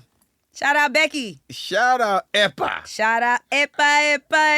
Woo. I can't speak no Spanish, boy, but I be like, yeah, this shit feel good. Becky's so fire, man. And shout out Deputy and Sada and Nate Campani. Like, we did that record together with Becky, and I love that record so much. And y'all made it to the World Cup. Yes, we did. How did that feel? Amazeballs. It was great. I loved it. That has to be a crazy conversation. But not even, what's crazy though? It was like, the world has kind of just been like the theme of my year. Mm-hmm. Swim was #1 in the world. The world has been the theme of my year. That is a bar. It really has. That's been the theme. World Cup, #1 in the world. It's just the world. The world's been happening. I know your publisher happy that you don't sell coffee no more. Shout out to my homegirl, Christina Chavez. Shout out Christina Chavez. Come on, San Francisco's on. Come on. Straight from Hunters Point. It's it. Christina's a happy girl. Oh, that is so dope. Yeah. That is so dope. But Epa's fire. The album comes out August 14th with Becky. I have 4 on there. Patrona, Glitch, and Owasi. That I did with all my same collaborators. We are definitely a threat when we get in the room. So do you speak Spanish? Poco, pero no bueno. A little bit, but not that great. So it's funny because with this process, again, being a student, this is where that, growing up in Miami or growing up in South Florida, because I'm from East Miramar, which Broward don't want us and Dade don't want us, whatever. I'm literally from the border of Broward and Dade County. Both. One side of the street is 305, the other side 954. It's the county line. Okay. So I rep both. All right. Okay. All right. But growing up down there, like, it's a huge musical soundscape, so you grow up with everything, reggae, reggaeton, house, hip hop, whatever. So I always had like an ear for things and an understanding of all these different like sounds because I grew up in them. So being able to go into these rooms, it was like, okay, one thing I'm really good at is like going in a room, being observant, being a student, and being like, oh, this is what we doing? Bet. Cool. So me and Sada, we have she's an incredible writer from Venezuela. That's my girl. But she and I have a great little system. So it'll be like, I'll know like, okay, I want to say something like hot like a blue flame or something. And I'll be like, Sada, how would we say, so como se dice, like how do you say blue flame? And I'll be like, okay, because I know blue is azul, flame, caliente or fuego. Caliente is hot, fuego. And she'll be like, fuego azul. And it's like, okay, cool. Because so she'll make sure that my Spanish is in check. Yeah. And then she's also throwing out lines as she, in Spanish. And then there's times where I'll throw out an English line and we'll try to translate it. And she'll be like, you know what? I think it sounds better in English. Let's keep it in English. Yeah. Or she'll translate it to Spanish and we kind of just ping pong like that. And it's been great. This is how you write for the world. Yeah. Guys, girls. This is she's giving a master class and I hope you're paying attention. Yeah. And I'm not even charging y'all for this, because she my homie and she pulled up on me for free. Yeah. So, no, that's incredible though, because I've written songs for a long time. Yeah. I've never written a song in another language, so that's why I asked, because if I don't know something, I'm gonna ask you. But again, like for you, like let's just say you were like, you know what, on my bucket list, I wanna do a Latin song. Right. Again, going back to... We gotta call Sada. Huh? I gotta call Sada. You should call Sada. You should call Sada for everything Latin. Yeah. Absolutely. It's my girl. Shout out to her. And Nate. Nate's fire. Nate is the glue. But the thing is, when you just know how to go in a room, leave your ego at the door, be a student. Yes. Don't go in there acting like you fucking know everything all the damn time. Be open to other things. Throw your ideas out there. Don't be afraid. Don't think like just because I don't speak the language fluently that I don't have anything to say. Say the things. You know what I mean? And then they can take it and flip it. Like, if you can, we can write any damn thing. No, for sure. Like, and once you know how to write, you can do it. But just your process, though, is something, in my opinion, that should be studied. Thank you. Because there's a true process to it. Everybody does this whole, vibe. No. Hey, man, Keep it. Good luck getting hit records being a vibe. No. That shit is tough. Yeah, no. There's a science to this shit. Yep. You know, and that is really a big reason I wanted you here, to be able to break that science down, because I know that it is something that you have really spent a lot of time learning. Yeah. How to do this, especially at the highest level. Absolutely. But I also want to know about this music. Mm-hmm. I want to know about Chic, the artist. She's coming. You know what I mean? Because you threw this whole year, I got a deal. And they got, they was on me. I don't know if you know, but everybody called me. Tell me about this new project that you got going. Welcome to my life. Yeah. So that mean it's about to be, fully autobiographic. Yeah. It's gonna be chaos in all the best ways. Be chaos. I'm organized chaos. Okay. I told you I move every damn where. Yes. Be all over the place. Yes. We Listen, when I was in Atlanta, you know what my nickname was in Atlanta? What? Chic Meech.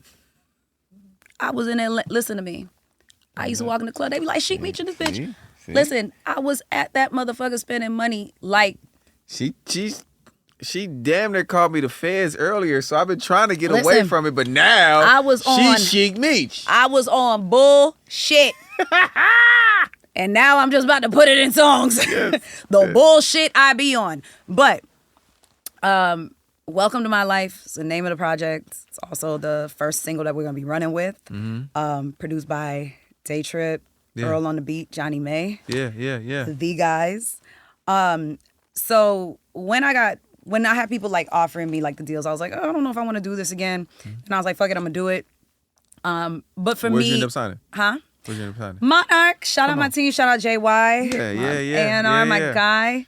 Shout out to my homegirl, man, Tasha Stout, who been on my line, big too. Tasha. Yeah, Tasha been on my line. Big Tasha, not the little one. She been on my line. It's my girl.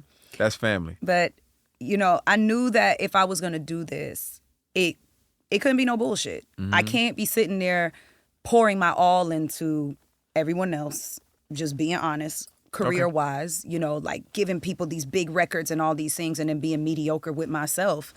That don't even add up. So I was like, how are you going to approach this? What do you want this to be?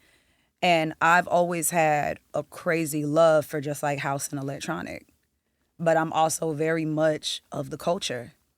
So I coined the term hood house. Hood house. Hood house, that's what we're calling it. Okay, I used to have a hood house. Yeah, so it's okay. we were great times there, I'm sure. We were making no music at that point. Listen, it's all right. You was making something. Making something that made it out. It's all right. Making or cooking or however you want to. He's kidding. No, I ain't. The statute of limitations is over. Oh, Jesus. But, so I am DJing. Okay, come on, give us the full rundown of this shit. Yeah. Are we gonna hear some singing too? Cause I'm gonna tell you, I'm willing to fight the good fight. Yeah. But I know they gonna be kicking my ass. She don't sing. And, listen, I don't care. She is amazing. Thank you. She is here because she's amazing. And I hope y'all learning some shit. But are you gonna sing on there too? Yes. All right. And she's singing on there. Some R&B on there too. Yes. Ish. And it's there. You know what? There is going to be R&B influence. Okay. Because we never leave the culture out. Listen, if you sing, I say everybody's R&B. I be fighting. They be like, well, it's such a yep. PRs, give it to R&B. Listen, that's mine. Yep. But we're definitely gonna have that. It's just a very interesting collective of house and electronic Miami bass, just like all the things that are super high energy, very raw, very aggressive, very gritty, and just. What's the style of it? Because you be pulling up. You be pulling up and listen. You got that shit on. I'm light right now. Okay, all right. Light right now. All right, but for some it's heavy. Okay, I appreciate that. You know what I mean? I like the drop curl. Get your MJ. You knew you was coming to the R&B. You know how I feel about Michael Jackson. Listen, I hate you bad. But so style-wise, I am just being Jamaican. I attribute a lot of my fashion influences to just dancehall culture. Patra? I love Queen in a Dip Park. Listen, Shout out Patra, one of my earliest influences. But, you know, I think that fashion-wise, we are going to have a time. Even like with Hood House, is like house is spelled H-A-U-S. So you can't leave the fashion out. Yeah. So I think like the fashion is very experimentative. There's going to be like a lot of punk influence, a lot of just like, you know, high-end vault designer influence, like all the things, but just in a way still that just feels very free and liberated. I don't want this to feel stiff. I don't want it to feel limiting. I don't want it to feel like something that has to be overthought. It just needs to exist. Yeah. You know what I mean? And so for me, the same, as a creative, I approach any creative process the same, where I said it before, I'm just big on not stifling it. So I'm not going to be like, well, I have to be like this. It's like, listen to the record. What does the record call for? Right. What's the character that the record calls for? What does it look like? Does it have a headpiece on? Is it in all black? Is it in all red? Is it in fucking feathers? Like, what is it? I love that. You know what I mean? I and love that. Just do what the song tells you to do. Niggas don't be listening to the song. That's y'all problem. Y'all don't listen to the fucking song. Listen to the fucking song. I be listening. What the hell did the song tell you? Did the song call for a gown and sneakers? Put it the fuck on and stop complaining. Do we get it this year? Absolutely. Irene? Monarch. Irene in the back. Irene. She said yes. Irene? Yes. Okay. There we go. All right. Absolutely. All there right. we go. I'm holding y'all to that because, listen, I tried to get y'all a sneak peek. But it's, you know, some business that need to get taken care of. So we can, and we want to make sure we're respectful of all creatives. Yes, absolutely. But Hood House is going to be a time. It's definitely left of things that people are probably used to hearing me work on. But, you know, I don't believe that any artist should paint with one color. So I hope that people will be respectful of that. And I've seen some pictures and it's colorful. Yeah. It is colorful. You are using the whole crayon box. You're using the extended crayon box. We're even making colors. Come on. Listen, we're pulling them out the sky. Other things you're making. Yeah. That before we get to some other R&B type shit. Word on the streets. Yeah. Is that P Valley is coming back. It is, y'all. I promise. And that you writing songs and shit for it. It is. I love P Valley. Listen, P Valley. Bring back the pink. The pink is on the way. Shout out to Katori Hall, my girl. I promise y'all, stop bullying her. I promise P Valley's coming. People want it. That's how it is. Listen. It's coming. You know, we had a few hiccups and here and there and everything, but baby, it is shot. It is done. It is signed, sealed, delivered. Yeah. It's gone. And if you writing them songs, I already know it's crack. P Valley was the process of just the music on that, like being able to contribute to the music for it. And I was also the vocal producer for all the actors that had songs on the show, which was so fun and just another creative outlet for me. Yeah. But it was great. It was great. It is, honestly, this season's going to blow everybody's mind. It is so brilliant. It's shot beautifully. So many twists and turns and surprises. I can't tell y'all everything. All I can tell y'all is that it's coming. This year, too? Oh, shit. You know what? We gonna speak it into existence. Yup. This year. Speaking it into existence. You know what? I'm just about to start going into a bootleg strip club. I'm gonna shoot my own P Valley. No. They're like, what is Jay doing? I'm shooting P Valley. Dance. It's gonna be B Valley. P Valley. B Valley. The bank. Dance. Shit. I don't know. Oh my God.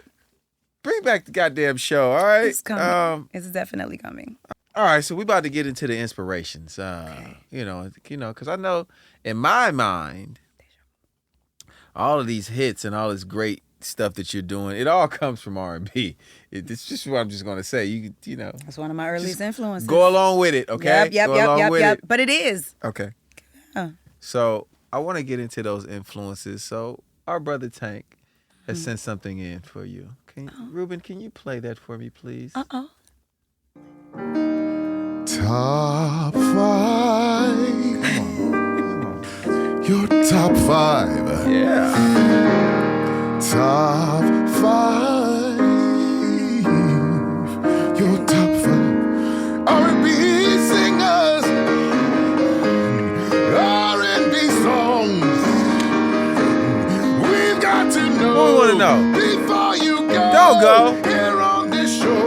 Everybody want to know. What we want to know, dog? Your top 5.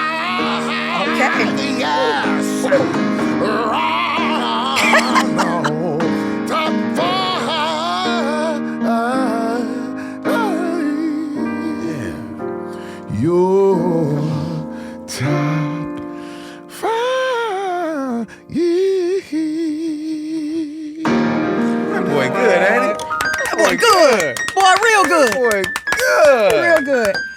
So now we gotta Okay. get into the inspiration. Oh, he good. You know, of your top 5 R&B singers and R&B songs. We're gonna start with the singers. Ooh. Top 5 R&B singers. Top 5 R&B singers. Yep. Does it matter the era? Nope. It's yours. Okay. Whitney's my favorite singer. Come on. Whitney's easily the my voice favorite. of all voices. She's easily my favorite singer. I could listen to her all day.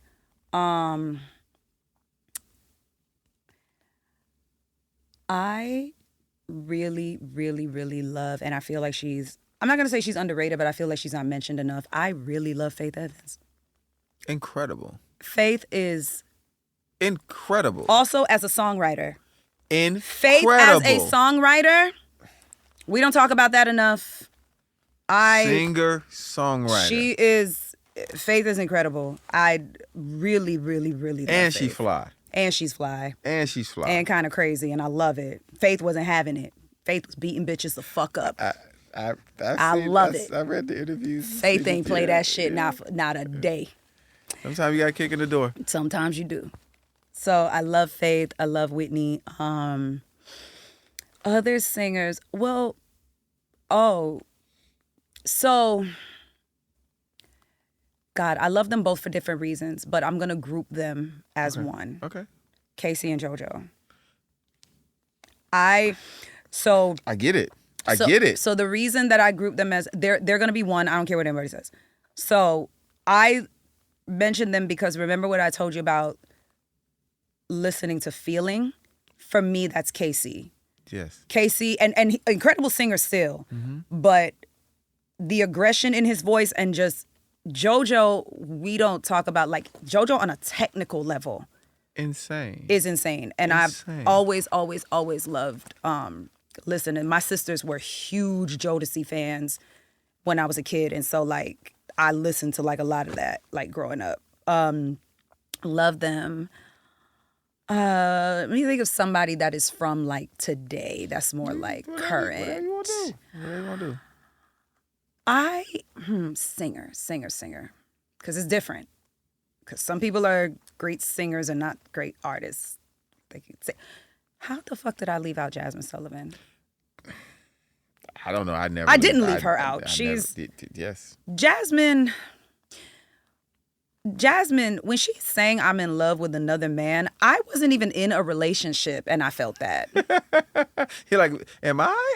Yeah, am I in love with I don't have one man, but am do I got in two? love with two people? Like, my phone is drier than a Popeye's biscuit. How do I feel this way? Shit, make sure you at least got some strawberry soda or something No. to chase it with. No, it's ghetto. It's ghetto out here. But Jasmine, I love. That's 4.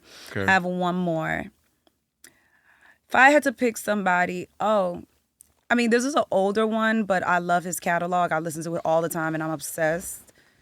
Is Rick James. Rick James. Yeah, and maybe I don't know if you guys classify him as R&B, but no, don't do this. But Rick James. No, you don't have to make no excuses. Okay. For Rick. Rick James. Listen. Special. Love Rick James so very much. Just like There's so many artists we don't have if we don't have Rick James. I love a lot of older music. I listen to older catalogs all the time because there's so many little tricks in the older catalogs and a lot of little gems and things that you can get from the older catalogs. So I listen to a lot of older catalogs. But Street Signs is incredible. Rick James just as an artist, I gave love. Eddie Murphy a hit record. And did. She liked to party all the time. All the time. Damn girl. Keep your ass in the house. And they still do in 2026. Hell is wrong with you. Nigga need to remake one of those because they partied even more than they was back then now. Yeah, but I love Rick James and I will. Fire and Desire. Yeah. Mary Jane. Ebony Eyes. Come on. Ebony Eyes. Standing on the top for the Temptations. Yeah. Temptations sang. Listen. So he yelled at his friends. He did. His uncle. And they got to it. Yeah. They got to it. I love Rick James. Rick James is one of my favorite singers. There's some amazing like singers out now, like, and just like artists out right now, but that I also do love, like, you know, I love Isaiah Falls, Destin Conrad, the Florida Boys. I love them down. Yeah. Super dope. Yeah, I love them, but like I definitely, and I listen to a lot of like new stuff for sure, but like top 8 or 9. You know what? Whatever. I am. I'm gonna shut up now. Okay, no more singing. You got some more. It's hard. I have so many. No, this is we didn't create this for it to be easy. Yeah. This is a very tough. And it might change. I might walk out the door and be like, damn, how I didn't say this person. You're absolutely going to do that. Yeah. And this absolutely going to do that. And if they ask me this in 20 other interviews, my answer might change. Well, if they do, with the exception of Whitney, that's well. Listen, if they ask you this in another interview, I'm going to sing copyright infringement and say you got to pay Tank and Jay because them niggas. You wasn't doing this shit. Okay. You would. All right. Okay. So we got our artists, our singers. Yeah. Top 5 songs. Top 5 R&B songs. Yes. Jesus Christ. God. This is so tough. This is an unfair question. As it should be. Okay. Bag Lady by Erykah Badu Love that. is metaphorically probably the greatest R&B song ever written, metaphorically. I'm not. Listen, you don't get no argue. And I'm never gonna argue about Erykah Badu. I love Erykah. Metaphorically, like the entire song from top to bottom is a bar. Yeah. Bag Lady, you gonna hurt your back hurt dragging your back. all them bags like that. And she was never talking about a bag. Never. Talk about that baggage. And that is a song that, like, I'm a lyric girl. Like, one of my favorite things is when I can't sleep at night is I Google my favorite songs and I read lyrics like poetry. So that's like a pastime of mine. And if you really read Bag Lady, like the poetry that it is, that song will give you goosebumps, and it'll probably even strike up a trauma chord in you. Like, I'm sure you will even. That song metaphorically is so damn incredible. Yeah. Like, I love Bag Lady. You Should Be Here, Raphael Sadiq and D'Angelo. You know, shout out to that Bay Area again. I got more than shout just some good I and some money. What else you got? That's such an incredible song. Raphael Sadiq is also he's probably in my top 3 of favorite writers of all time. Greatest who ever lived. He's one of the greatest who ever lived. Listen. I just told him that a week ago. I literally just told him that a week ago. I met him in a coffee shop like 2 months ago, like just randomly. Right. Sounds about right. And I was like, you know, like I try to be professional. And I'm going to be professional at all times. But it's certain people that I'm like, fuck that shit. You gonna know you inspired me, damn it. You know you the shit, right? Listen. You know. And love, but that record right there, like R.I.P. to D'Angelo, that's such an incredible record. And I don't even know if they even realized how much they were, like, the sound that they were even, like, creating at that time. They were just being them. Just being them. A newer one that's like new but not new, but I run this record into the floor, and I've been running it into the floor for probably 7 years. CPR by Summer Walker is a special song. Yeah. That is one of the most beautiful songs about being pulled from a space of bitterness in love. Like that record, again, I'm a lyric person. Right. How she compared getting out of just a space of bitterness to CPR and being revived again, I was like, come on, wordplay, come on. CPR by Summer Walker is incredible. She's a special talent. She is. I love Summer. I'm a huge fan of Summer. This is an older one, but this album is actually in my top 5 of favorite R&B albums of all time. All Her Love by Donnell Jones. If you know, you know. That album is arguably... Yeah, say it, because I'm not arguing shit. The greatest R&B album of the last 20 years. Yeah, who's arguing? Ruben, Irene, Cameron, anyone? No. Maybe make it 25. Okay. Who's arguing? You? That album, Where I Want to Be. Listen. That motherfucker told this girl he need time to see where he want to be, and then stood outside the restaurant stalking her while she was on a date. Because it be like that. How? It be like it that. doesn't get better than that. Sweedle deedle deedle, whatever the fuck. Outside the damn restaurant window. Go find out where the fuck you want to be and leave me alone. Amazing. Shout out to Eddie F too, man. Amazing shit. Oh man. Fucking amazing. What am I on? I said where I want to be. No, you said All Her Love. Oh no, too. I said All Her Love. But listen, listen, this great song too. That album. But she gives me All Her Love only half the time. Come on, bars. But yeah, okay, so we said All Her Love, we said Bag Lady, we said CPR, we said You Should Be Here. Mm-hmm. And I will pick one more, the greatest R&B song. I love where you're going with this. Okay, so this one, because he's my favorite writer. This is more of like a party song, but it's timeless for me, and it's a classic, and it's my favorite. It's my list. I can say what I want. Yep. Rockin' That Shit by The Dream. It's incredible. Fucking Terrius. That sounds incredible. Because that's the other thing. It just never gets old. It ages so beautifully. It is not easy to write tempo records. No. Especially in R&B. No.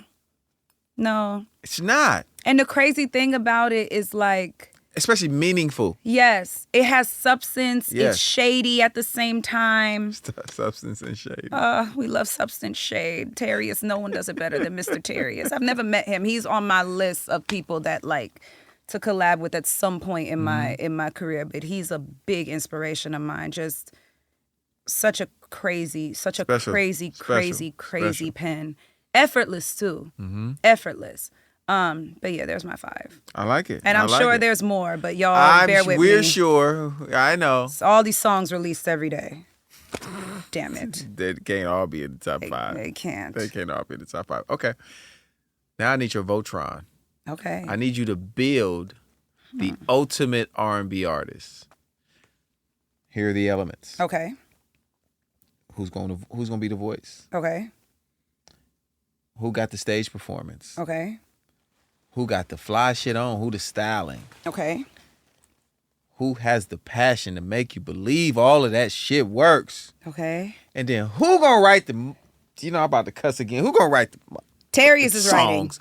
The Dream is writing. You going in the wrong order. Oh damn. Okay, sorry. First one, voice. Come on, who the lead singer? Shit, now I didn't say lead singer. Who the lead singer? Lead singer. Who the lead singer? Okay, so I'm really in here talking to a nigga from Florida. So and who the lead singer? Who the lead singer? You know what? Okay, we are gonna make our lead singer. I want somebody that has technique but still feeling, which is rare. Come on with your A&R and your executive. Because with your executive curl in front of your head. Listen, I get this curl get the going, and I don't know who the fuck I'm gonna be. Here's the thing. Motherfuckers with technique are like battle rappers. Okay. Right? So they be, but the way that I just get. All right, baby, but we got to sell records. So stop running so much. Stop running. Goddamn. You're running away from the money. Yes. But who's my voice? I got to pick a voice. I need somebody with technique, but that still knows how to deliver. And that it can sing these songs for the world, Craig. Can sing songs for the world. Oh my God, this should not be as fucking hard as it is. I hate this question. Oh my God. You know what? I am going to pick. Shit. I don't know. I'm gonna pick J Valentine. No, I don't. Let me sing to these hoes. You know what? God. Edit that. Oh. I'm definitely not editing that neither. I know you're not. Go ahead. Okay. You the first one ever said me. Me. Yes, I'm going with J Valentine. Damn it. No. I'm going with J Valentine. All right, who you going with for real? Okay. Damn. All right. Thought I wiggled my way out of that one. You know what? I'm going. Okay. Oh my God, I hate this. Because if I let you go with me, that mean they gonna be telling me I gotta put out an album. So, and I get enough of that abuse. I don't need it. It's like me and P Valley. Okay. Oh, yeah, I get that. Okay, I am going to go. All right, girl, pick somebody. Damn it. Who do I love right now? Who? This is stupid. This shouldn't be this hard. Let's go. I'm sorry. I hate this. You got to have to edit all of this. Yes, this is taking a very long time. I'll help you. It's going to be music under you. That's what's going to help you. Okay, R&B that could sell because... See who I have in mind. I don't think she's technically R&B. She's not. Your singer is your singer. So I could just pick a singer. Yes, your singer is your singer. All right. I'm going with. You know what? I'm going Chloe.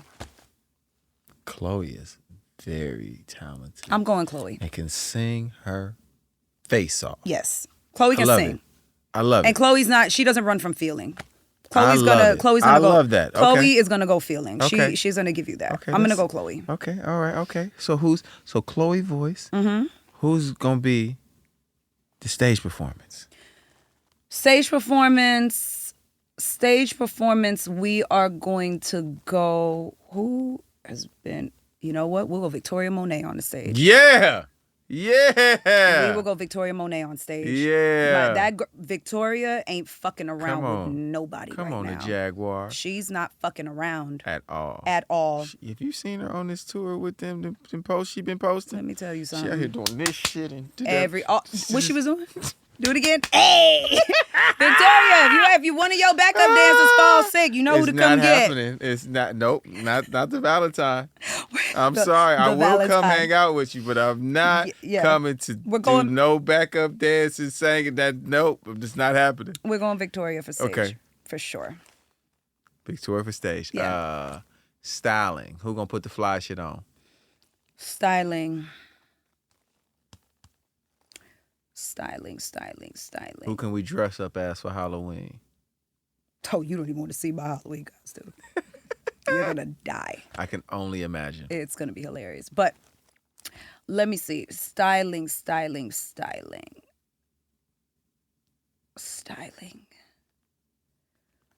Who has been correct? She's not. Hip hop R&B or no? Yeah, listen, styling is styling. We're going Doja on style. Doja is the, We're going I love Doja. We're Doja. going Doja Cat And on Doja style. is partially R&B. She is. Doja can fucking sing. She can sing. She can rap. Doja is one of the greatest artists of our time right now. Like, and not even just right now. She's one of the greatest artists. And she fully commits. Yes. She understands eras. That is important. People don't understand eras the way that Doja, understands eras. But style, we're going Doja. I love Doja Cat. We're I love going Doja Cat.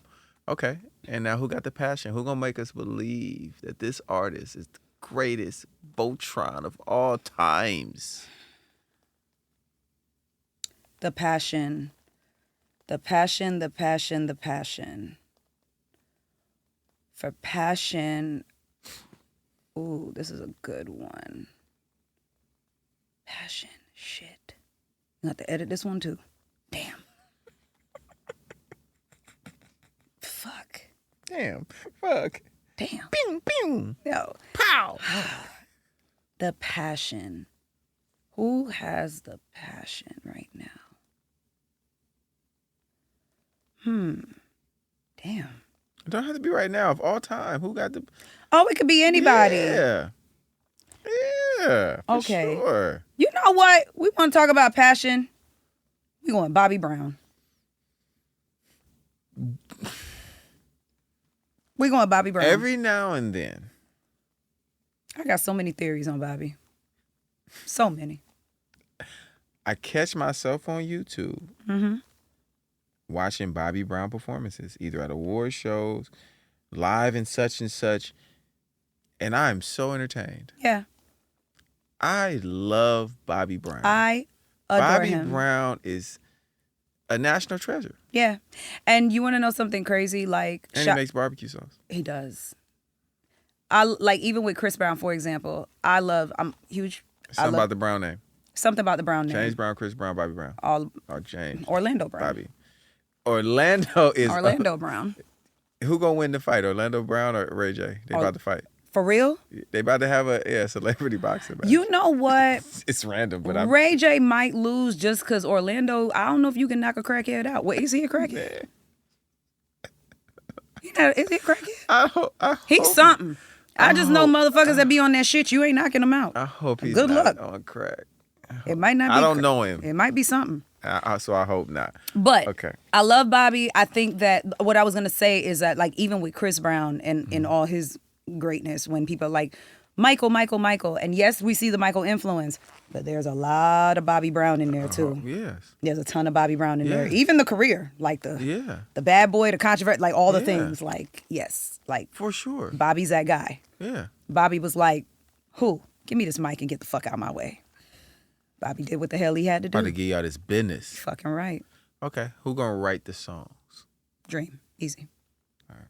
Because we said him earlier, but I want you to say it again. Oh, it's people okay. might have forgot. Yeah. See how quickly that one came out? Yeah. So okay. We need hits. That's we why. And he got hits on top of it. Good Lord. Yeah. That man's catalog. He breathes hits. Like he just takes a breath, hit. That's it. This is true. Yeah. Love him. This is true. Okay. We got one more thing before I let you out of here. Okay. And don't act like you wasn't prepared, because I know you. I know you know what's on the way. Oh, Lord, what? Ruben, play the jams. Play the jams, Ruben. I ain't saying no names. I ain't saying no names. I ain't saying no names. I ain't saying no name. Who you was, who you with, what you did. Don't say shit. I ain't saying no name.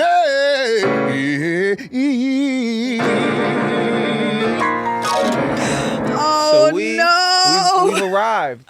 We've arrived. We have arrived at this very, very important part of this show. Lordy. A lot of people would say it's their favorite part of the show. I'm I sure. don't know. That's what I've heard in the streets. The name of the game is I Ain't Saying No Names. Okay. Will you tell us a story, funny or fucked up, or funny and fucked up? The only rule to this game is she can't say no names. Oh, I won't. Ooh, Lord. What they doing out here? What you experienced out here?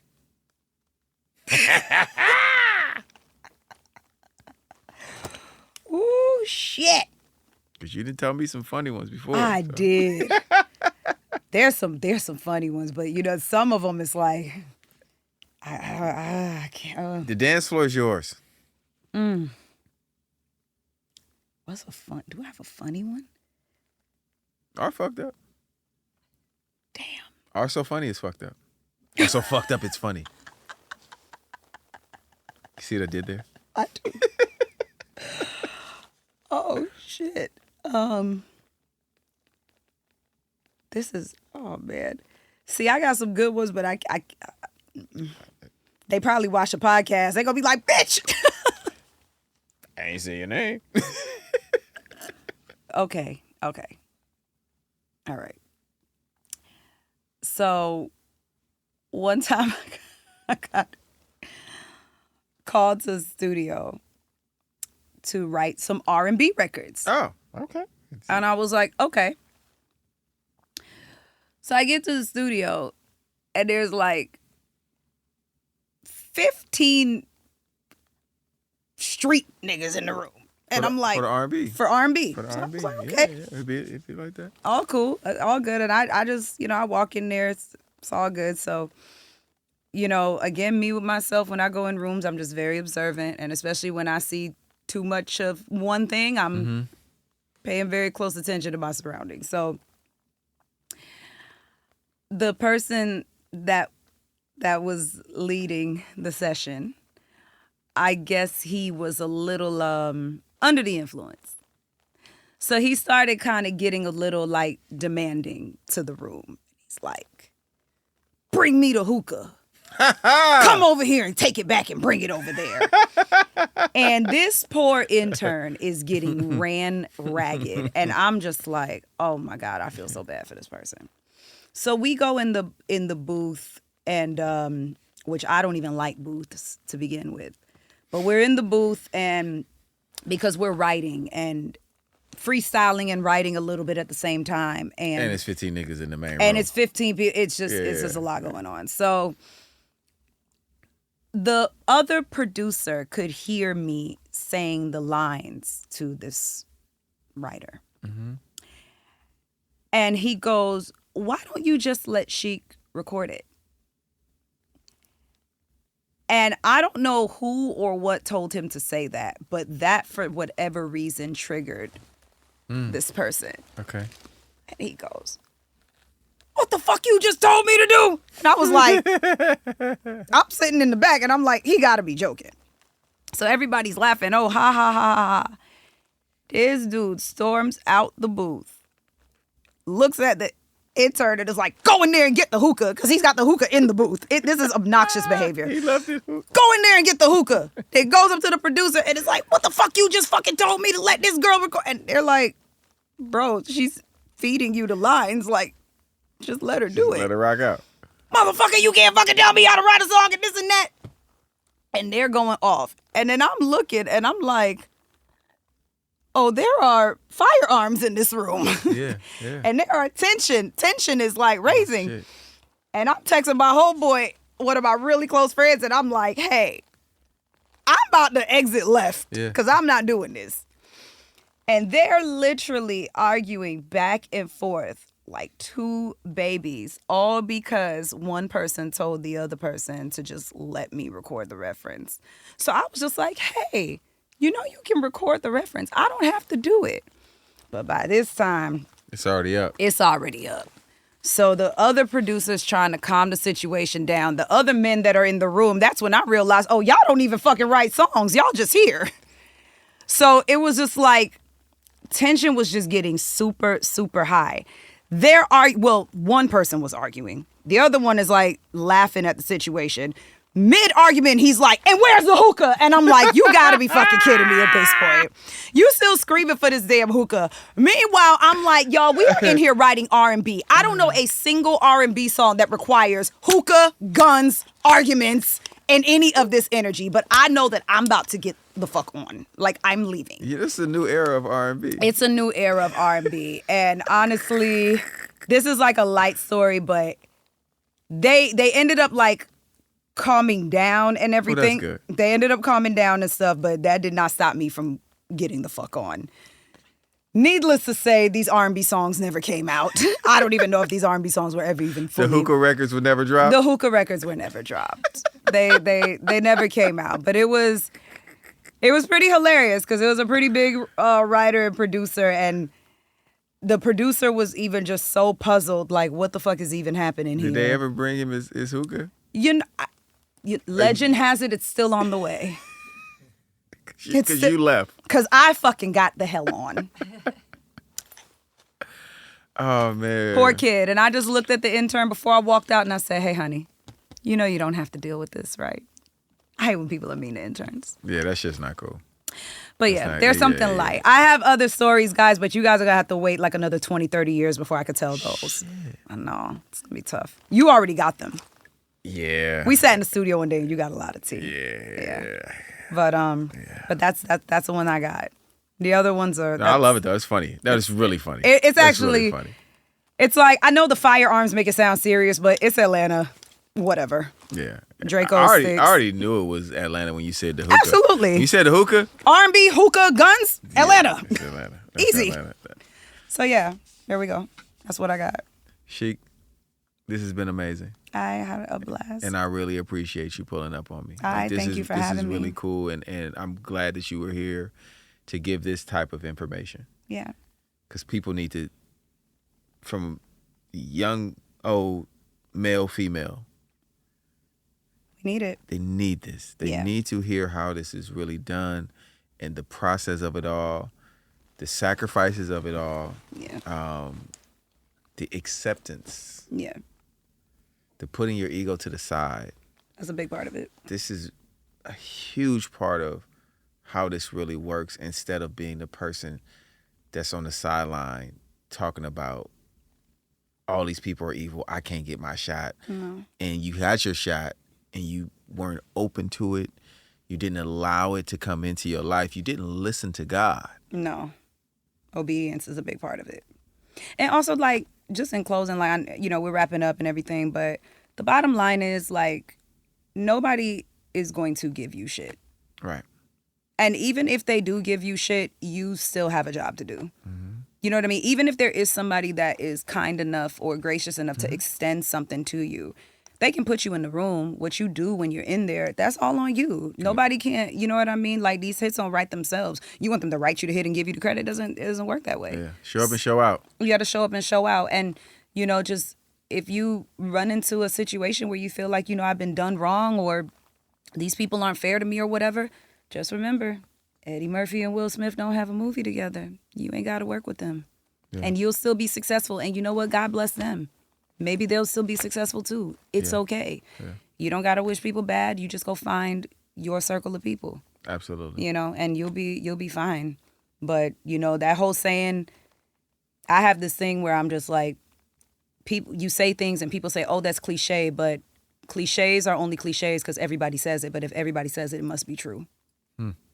So when they say, like, it doesn't get easier, you get better, that is cliche as it sounds, it's the truth. This shit doesn't get easier. The further and further that you go, the bigger the records get, the more crazy the politics get, the harder it gets. But you do get better at learning how to navigate the BS and learning to, like, not take everything so personal, not like they're out to get me. You know what I mean? People, if someone's a fucked up person, it's just a fucked up person. Right. You know what I mean? It's not always personal to you. And all you know to yourself is like, okay, I don't have to deal with that. But the people that you do good business with, keep them, protect them. Keep those relationships. Keep those relationships, protect them with your life. And even if you have like 2 or 3 or 4 people that you're like, you know what? Every time we get in, we make magic, we're making money. That's all you need. Yeah. You'll be all right. I love that. Thanks for having me. I love that. Thanks for pulling up. Protect the Valentine, okay? Yes. Protect the Valentine. I don't know from what, but just protect me, okay? I'm protecting you. It's fine. Protect the Valentine. Me and my flamingos, we pulling up. Oh, my God. And the bodyguard.